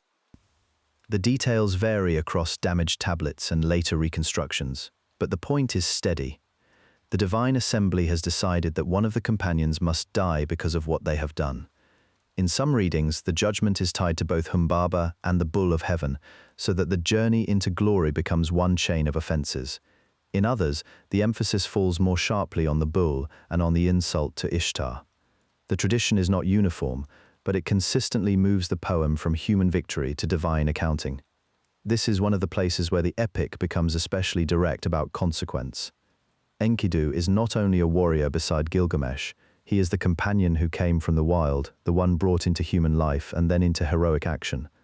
That makes him central to the emotional structure of the story. The gods do not strike down the king first, they choose the friend.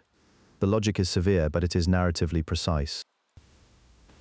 Gilgamesh has been the face of royal power, yet Enkidu is the one who can feel the shape of punishment before it arrives. The poem uses that knowledge to darken the story. Public triumph has already begun to turn into private loss. The dream also prepares the audience for a more visible sign of doom. In the epic, dreams often stand where the gods cannot be seen directly. They warn before events unfold in the open. Enkidu's dream is therefore not just atmosphere, it is a formal announcement that the balance has changed. The heroes have won too much, and now the world of the gods is closing in around them. Some scholars read this as a turning point inherited from older oral traditions, while others emphasize the theology of the standard Babylonian tablets, where divine permission and divine punishment remain closely linked. Either way, the result is the same. The story that had been moving outward, toward fame and conquest, begins to contract toward the body of a single man. Gilgamesh does not lose Enkidu at this moment, and the poem does not rush. It lets the warning settle. That restraint is important because it keeps the coming death from feeling accidental. Enkidu's dream shows that the disaster has already been chosen somewhere beyond the companion's reach. The victory over the bull of heaven has not simply ended a threat, it has set the next event in motion. From this point on, the epic no longer belongs to public celebration. It is moving toward grief. The dream deserves pause because the poem treats it with the same seriousness it gives to battle reports and royal decisions. In Mesopotamian literature, a dream can function as evidence. It may disclose a god's will, the outcome of a struggle, or the hidden shape of an offense. In Gilgamesh, that means the dream is not a private feeling in symbolic form. It is a channel of knowledge. Enkidu does not merely feel uneasy after the slaughter. He is shown in compressed and frightening terms that the gods have turned their attention toward him and Gilgamesh. The assembly in his dream reflects a broader Mesopotamian image of divine order, one in which the gods deliberate, judge, and assign consequences. The exact composition of that assembly is not always certain in damaged tablets, but the idea of a heavenly court is clear enough. The language of judgment also helps explain why this passage follows the bull episode so closely in the surviving sequence. The bull is not just an enemy animal. In the standard Babylonian poem, it is a divine instrument sent in anger, and its killing amounts to defiance of the goddess who released it. That makes the response more than personal revenge. It places the companions in a larger field of cosmic offense. If Humbaba's death earlier in the poem had already tested the boundary between heroic daring and taboo, the bull intensifies the issue. The two victories together can be read as a pattern of overreach, even if the poem does not moralize in modern terms. The result is not immediate destruction. Instead, the epic shows a delayed reckoning, which is often how divine punishment works in Mesopotamian storytelling. The warning comes first, the suffering follows later. Enkidu's role is crucial because he is the one who can receive that warning in human terms. He has moved from the steppe into the city, from a life outside social order into the companionship of a king. That earlier transformation made him a bridge between worlds, and now it makes him the first to sense the closing of the divine net. His dream does not only foreshadow death, it deepens the emotional cost of the heroic cycle. Gilgamesh has pursued renown, but Enkidu has become the person who shares the burden of that pursuit. The poem understands that the loss of a companion is not an incidental consequence. Enkidu's dream is followed by the poem's quietest kind of violence, not a sudden blow, but a body that begins to fail. In the standard Babylonian version of the epic, the illness comes after the hero's return, after the gods have made their judgment known, and after Enkidu has spoken against the gate, the hunter, and the woman who brought him into human life. Some older traditions place a curse more directly in the background, but the larger movement is the same. Enkidu has crossed too far from the world he came from, and now he cannot remain in the one he has entered. His sickness is described with the same seriousness the epic gives to kings and battles. It does not treat death as spectacle, it treats it as a fact that claims the body in stages. Enkidu weakens. He speaks from his bed. He understands that the punishment is not passing. At first he rages at the fate that brought him here, then he turns to regret. The poem preserves both reactions because both are human. He has been strong enough to fight beside Gilgamesh, but not strong enough to bargain with the gods who set the terms of life. In some versions, the cause of his fall is tied directly to divine anger over the killing of Humbaba and the Bull of Heaven. In others, the punishment appears less as an isolated sentence than as the closing of a moral account.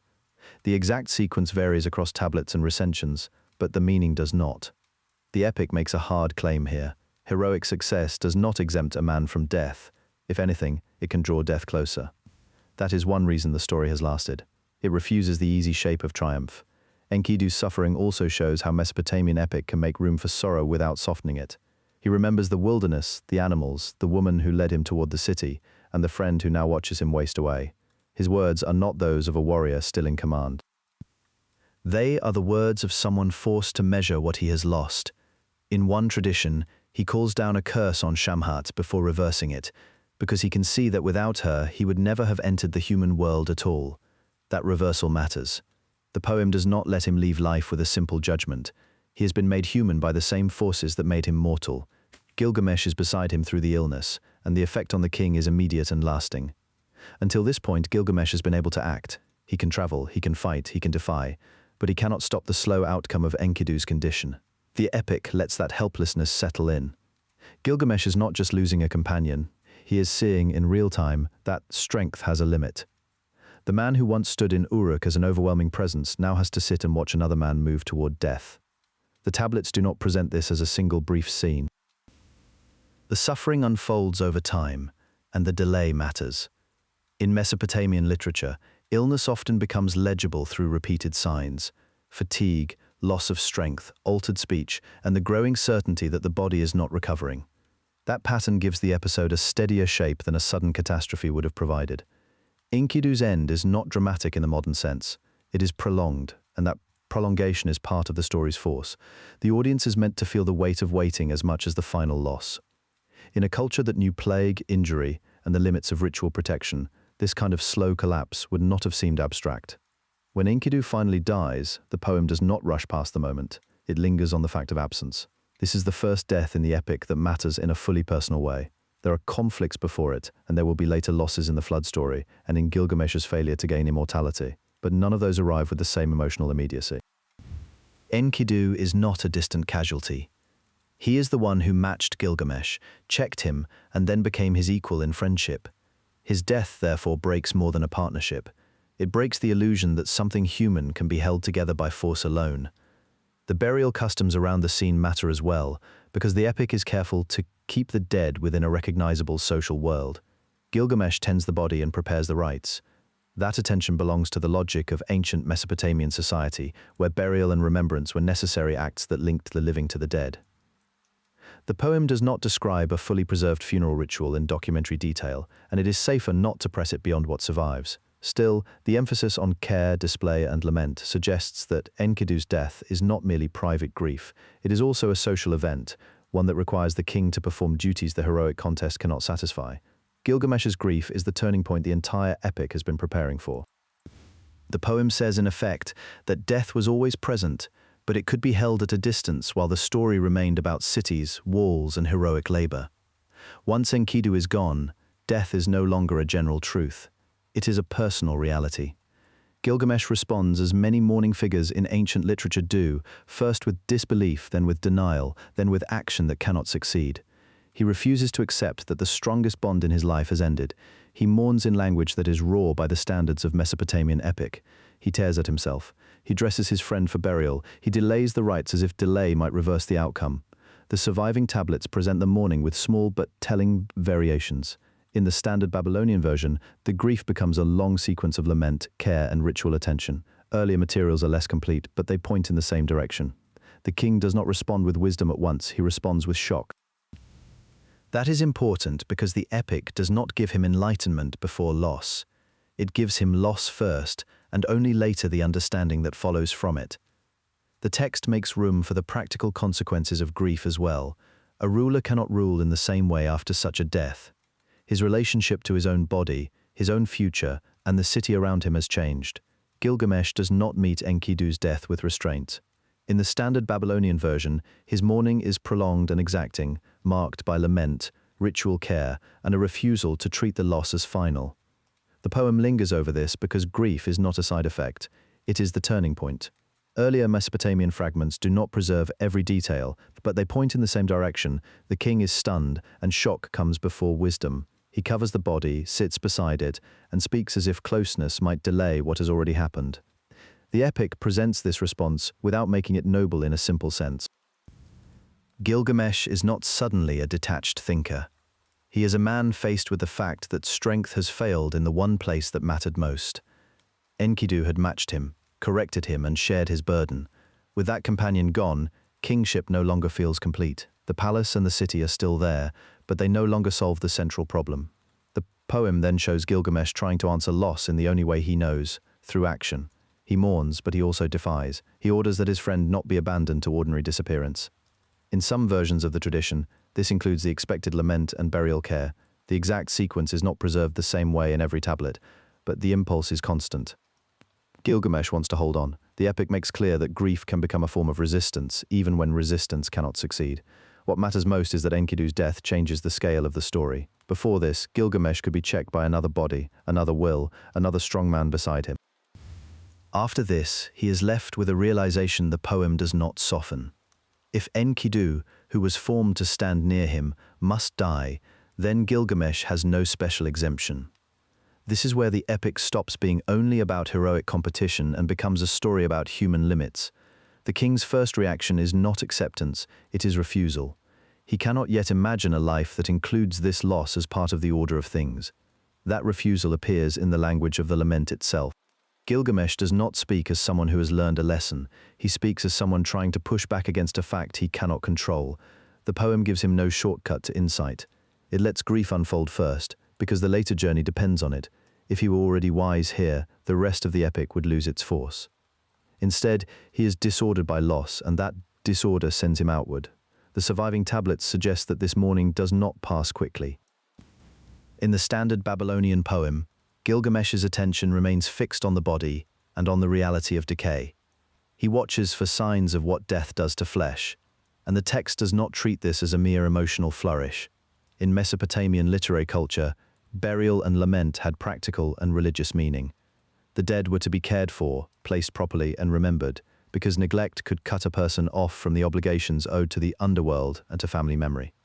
Gilgamesh's persistence, therefore, belongs not only to personal sorrow, but also to a recognizable ritual world. The poem's treatment of Enkidu's body is especially important because it shows grief moving into a longer confrontation with mortality. In the later Babylonian version, Gilgamesh examines the signs of death with increasing dread. He sees the body change, and the language makes clear that what he is seeing is not just the loss of a friend, but the universal process that will claim him as well.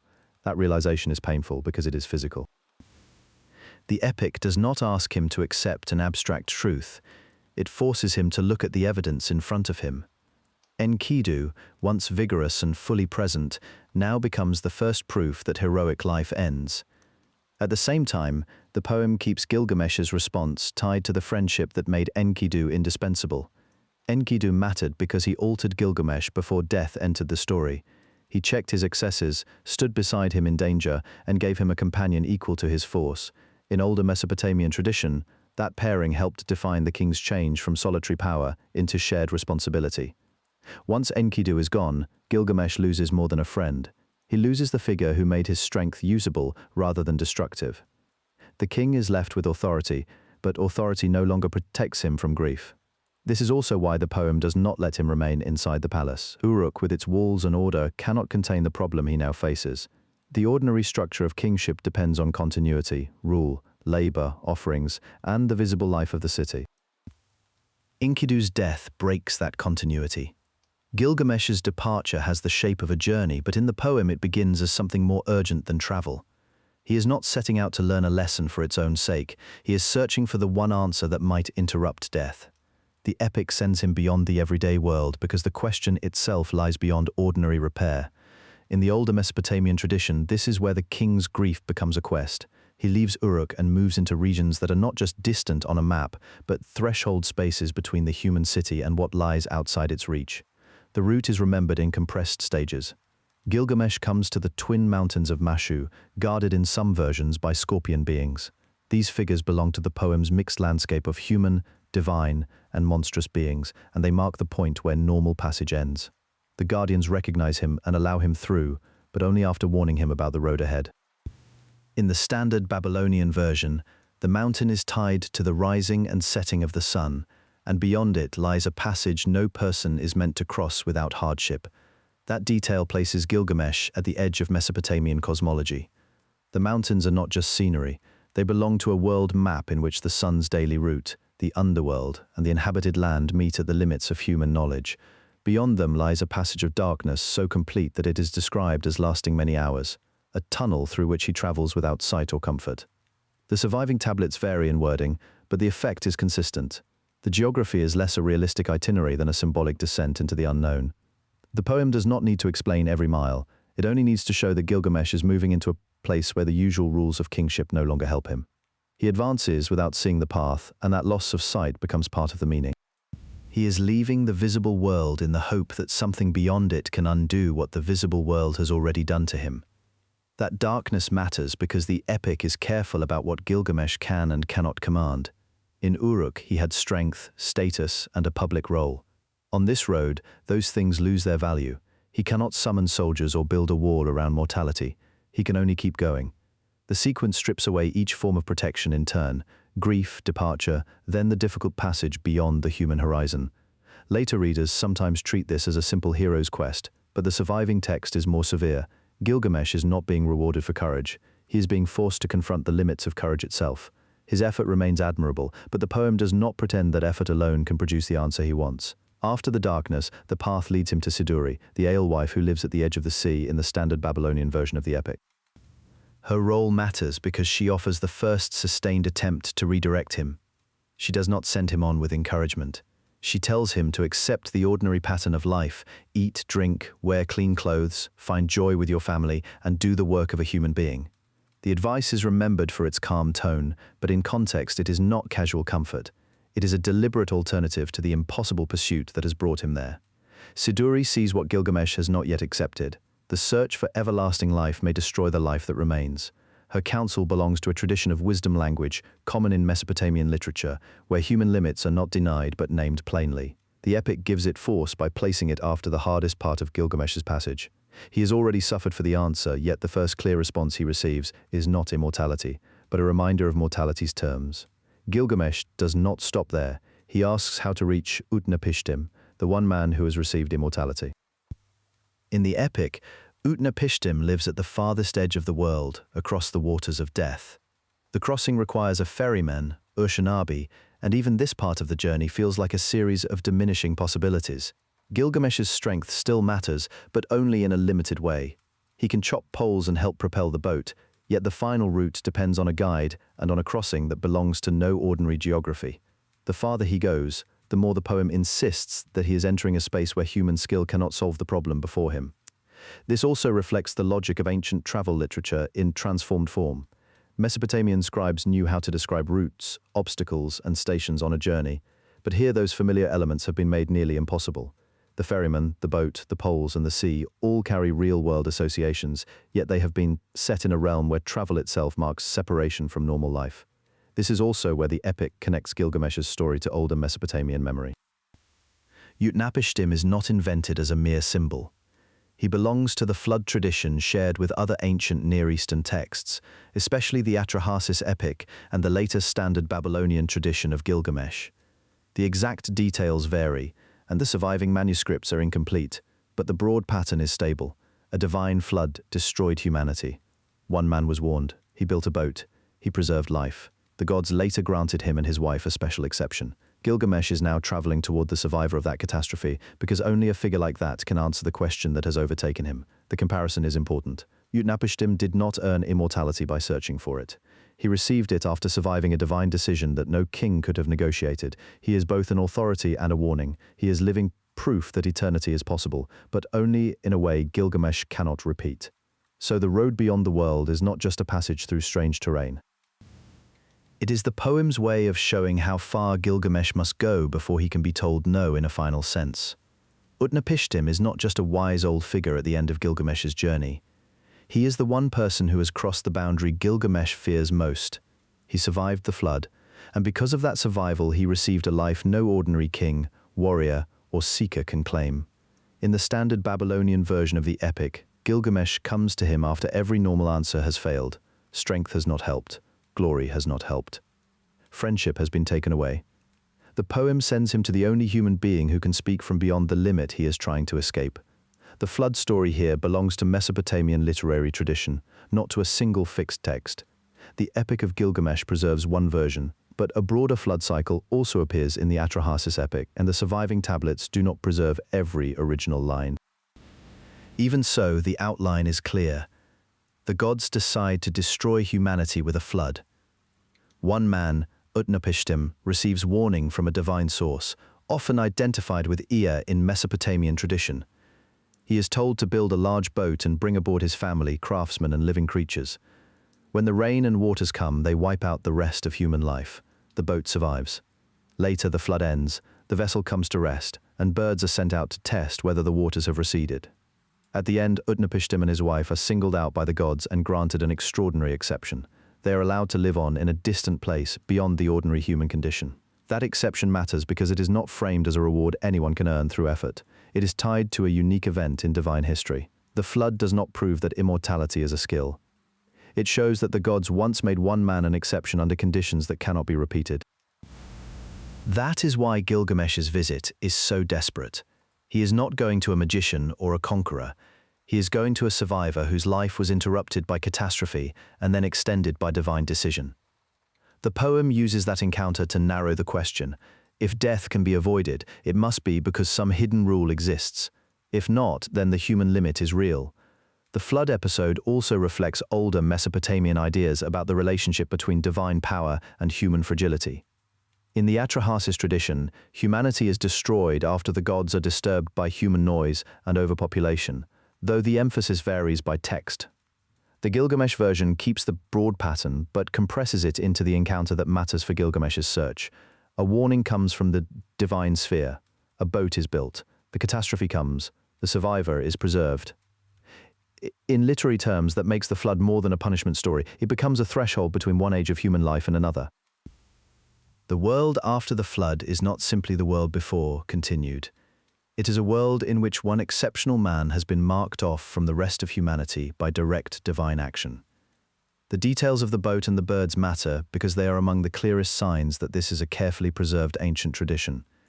In the Mesopotamian versions, the survivor tests the water by releasing birds in stages, watching which ones return and which ones fail to find land. This sequence appears in other ancient flood traditions too, but in the Mesopotamian setting, it has a practical quality. The surviving family is not delivered by miracle alone. They are instructed, they prepare, they wait, and only then do they know the waters are falling. That structure fits the wider character of Mesopotamian narrative, where divine events often unfold through ordered steps rather than sudden spectacle. The gods decide, but the human participant still has to build, load, and endure.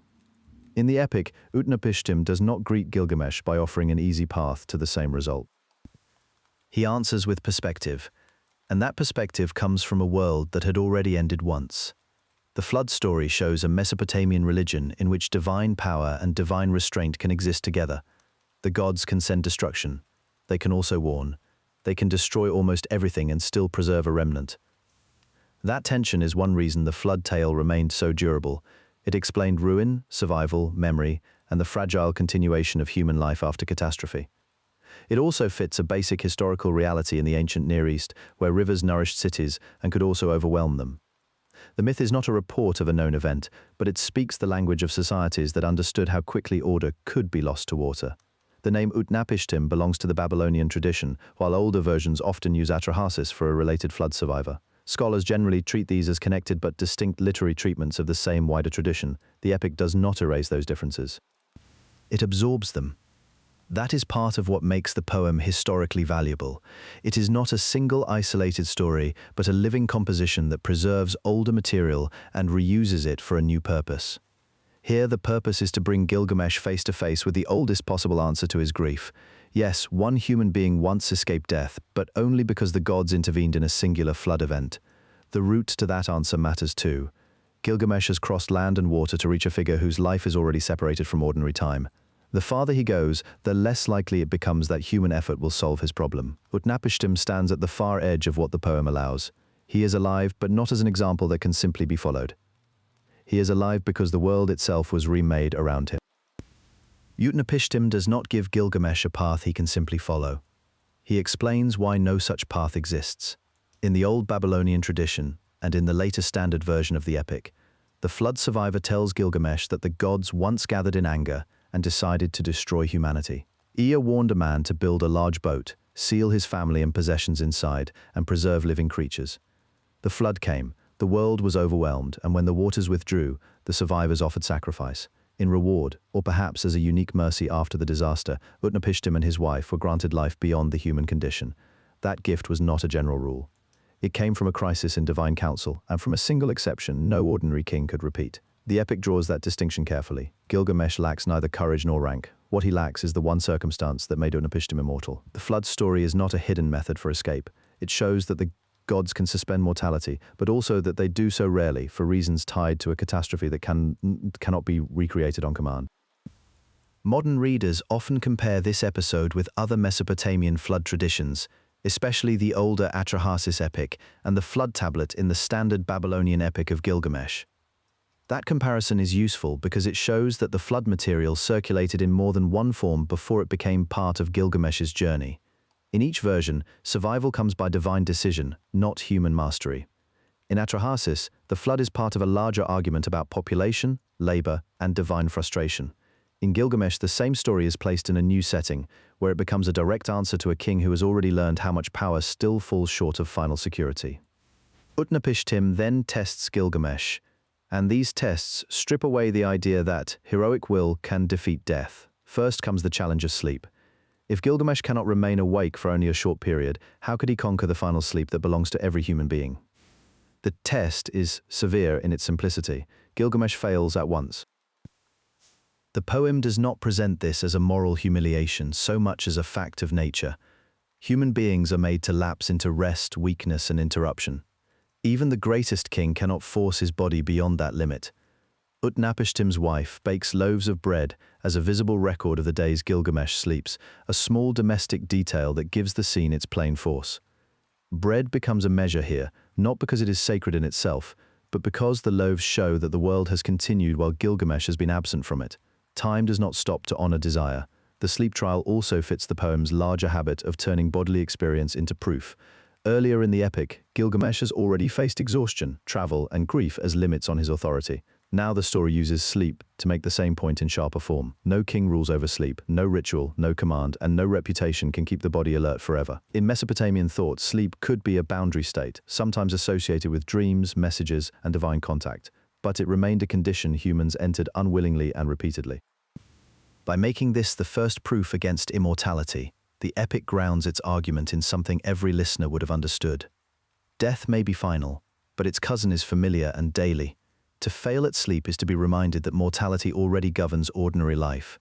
After that failure, Utnapishtim offers one more chance, but it is framed in a way that already suggests the outcome. At the bottom of the sea grows a plant associated with renewal, sometimes translated in modern editions as a plant of youth or rejuvenation. Gilgamesh fastens weights to his feet, dives down, and brings it up. This is one of the poem's most direct statements of hope. If a living thing from the deep can restore youth, perhaps death itself can be delayed. But the plant is still not immortality, only a temporary renewal, and Gilgamesh does not keep even that. On the return journey, when he stops to wash, a serpent steals the plant and sheds its skin, leaving behind one of the epic's clearest symbolic images. The serpent renews itself, Gilgamesh does not. The contrast is plain. Nature can cycle through change, but human life does not recover its lost state in the same way. The detail of the plant matters because it shows that the epic does not reject the desire for renewal altogether. It allows a real object recovered through effort to stand for the hope of bodily restoration. But the story also refuses to let that hope become a fantasy of permanence. The plant is gathered from a depth that suggests hidden power, yet it remains vulnerable to theft and loss. The serpent's appearance is not random decoration. In Mesopotamian symbolism, snakes could be linked with life, transformation, and a kind of continued renewal because of the way they shed skin. That image would have made the contrast especially pointed for an ancient audience. The animal follows its own nature and emerges changed. Gilgamesh, despite all his accomplishments, cannot make the same kind of return. Renewal exists in the world, but not in the form he wants and not for him. It is possible to read that episode as a lesson about wisdom rather than punishment. Gilgamesh does not lose the plant because he is wicked. He loses it because the story wants to show that the very idea of permanent bodily renewal is beyond him. In Mesopotamian literature, serpents often carry associations of life, renewal, or hidden knowledge, and this scene draws on that broader symbolic world without reducing it to a single fixed meaning. What matters most is the result. Gilgamesh has obtained something real, and then lost it in the ordinary course of motion and attention. That is exactly how human life works in the epic's view. Possession cannot be held forever. Effort can bring a person near a gift, but not secure it against time. The loss is so complete that the poem can use it as a final correction to heroic expectation. Even when a king reaches for renewal with his own hands, the world proves more fragile than intention. There is also a structural irony in the way Utnapishtim's answers unfold. Gilgamesh has crossed the known world to ask how to escape death, but the one being who has escaped it did so by leaving the human world behind when the flood came. Immortality in the poem is not a heroic achievement inside ordinary life. It is an exception made at the edge of destruction. That is why the story becomes harsher as it continues. The farther Gilgamesh goes, the less his journey resembles conquest, and the more it resembles a lesson in limits. The epic does not say that human striving is meaningless. It says something narrower and more exact. Striving can build cities, win fame, and recover a measure of order, but it cannot turn a mortal king into one of the undying. The poem respects action, labor, and endurance. It simply refuses to let those qualities pretend to be divine. This matters because Gilgamesh is not an ordinary figure in the narrative. In the earlier parts of the epic, he is a king whose strength threatens the people of Uruk. Later, after Enkidu's death, that same strength becomes grief and motion. By the time he reaches Utnapishtim, his journey has already changed from rule to search. The encounter with immortality therefore arrives after he has lost the confidence that once made him seem untouchable. The poem uses that change carefully. The ruler who once seemed too powerful for his city now cannot outlast a single night of sleep. The movement from domination to helplessness is one of the epic's most important patterns. It does not simply humble a proud man. Gilgamesh's return to Uruk is not the return of a man who has found immortality. It is the return of a ruler who has learned that force cannot defeat the human condition, and that this recognition is the nearest thing to wisdom the poem allows. In the standard Babylonian version, copied by 1st millennium BCE scribes, the ending does not grant him eternal life. It gives him a final look at the city he already has. He sees its walls, its brickwork, and its ordered strength, and understands them as the lasting measure of a human life. That is what remains when strength fails, when friendship is lost, and when even a great king cannot cross the final boundary. That ending matters because the poem has been moving toward it from the start. Uruk is not only the setting of the opening scenes, it is the place where human labor takes shape. The city walls, in both the prologue and the conclusion, stand for the epic's central answer to mortality, not escape from death, but a human response to it. A person may not live forever, yet people can build, remember, and pass on a name. Gilgamesh's final recognition is therefore not small. The poem does not praise resignation as surrender. It presents a harder judgment. A king may devote his power to something that outlasts him, but he cannot become immortal by will. That judgment becomes sharper because the epic has already shown the cost of trying to outrun limits. After Enkidu's death, Gilgamesh leaves the city and moves into the wilderness, where he wears animal skins and travels toward the edge of human order. In Mesopotamian terms, that movement matters. Civilization is tied to city, temple, and craft. Moving away from them means moving toward danger and uncertainty. Gilgamesh's grief is real, but the poem also treats it as a crisis of kingship. A ruler who cannot accept death for one companion is not yet ready to understand death for himself. His journey becomes both a search for Utnapishtim and an education in the limits of human status. The ending survives in layered form. Earlier Sumerian poems about Gilgamesh and the later Akkadian epic preserve related material that was gathered and reshaped over time. There was never one untouched original. The old Babylonian fragments, earlier than the standard Babylonian recension, already contain important parts of the story, though not always in the same sequence or with the same fullness. The flood episode itself belongs to a wider Mesopotamian tradition. In the Epic of Gilgamesh, it is adapted to Gilgamesh's search for life, while related flood traditions also appear in Atrahasis and other surviving texts. The poem is therefore both a story and a compilation, preserving older mythic material while giving it a new moral order. That order is one reason the epic remained powerful. Its religious world is unmistakably Mesopotamian. The gods are not distant abstractions. They govern cities, send dreams, warn, and enforce boundaries that humans cannot safely ignore. Enlil, Ishtar, Shamash, Ea, and others appear in a system where divine will is tied to order, prosperity, and the limits of human ambition. Gilgamesh's journeys repeatedly show what happens when a king pushes beyond the place assigned to mortal life. Even when he is admirable, he is not allowed to become autonomous in the way a later heroic ideal might suggest. The poem's moral weight lies in that restraint. The symbols at the end make the point clearly. The city walls are not decorative. They are the visible form of permanence available to human beings.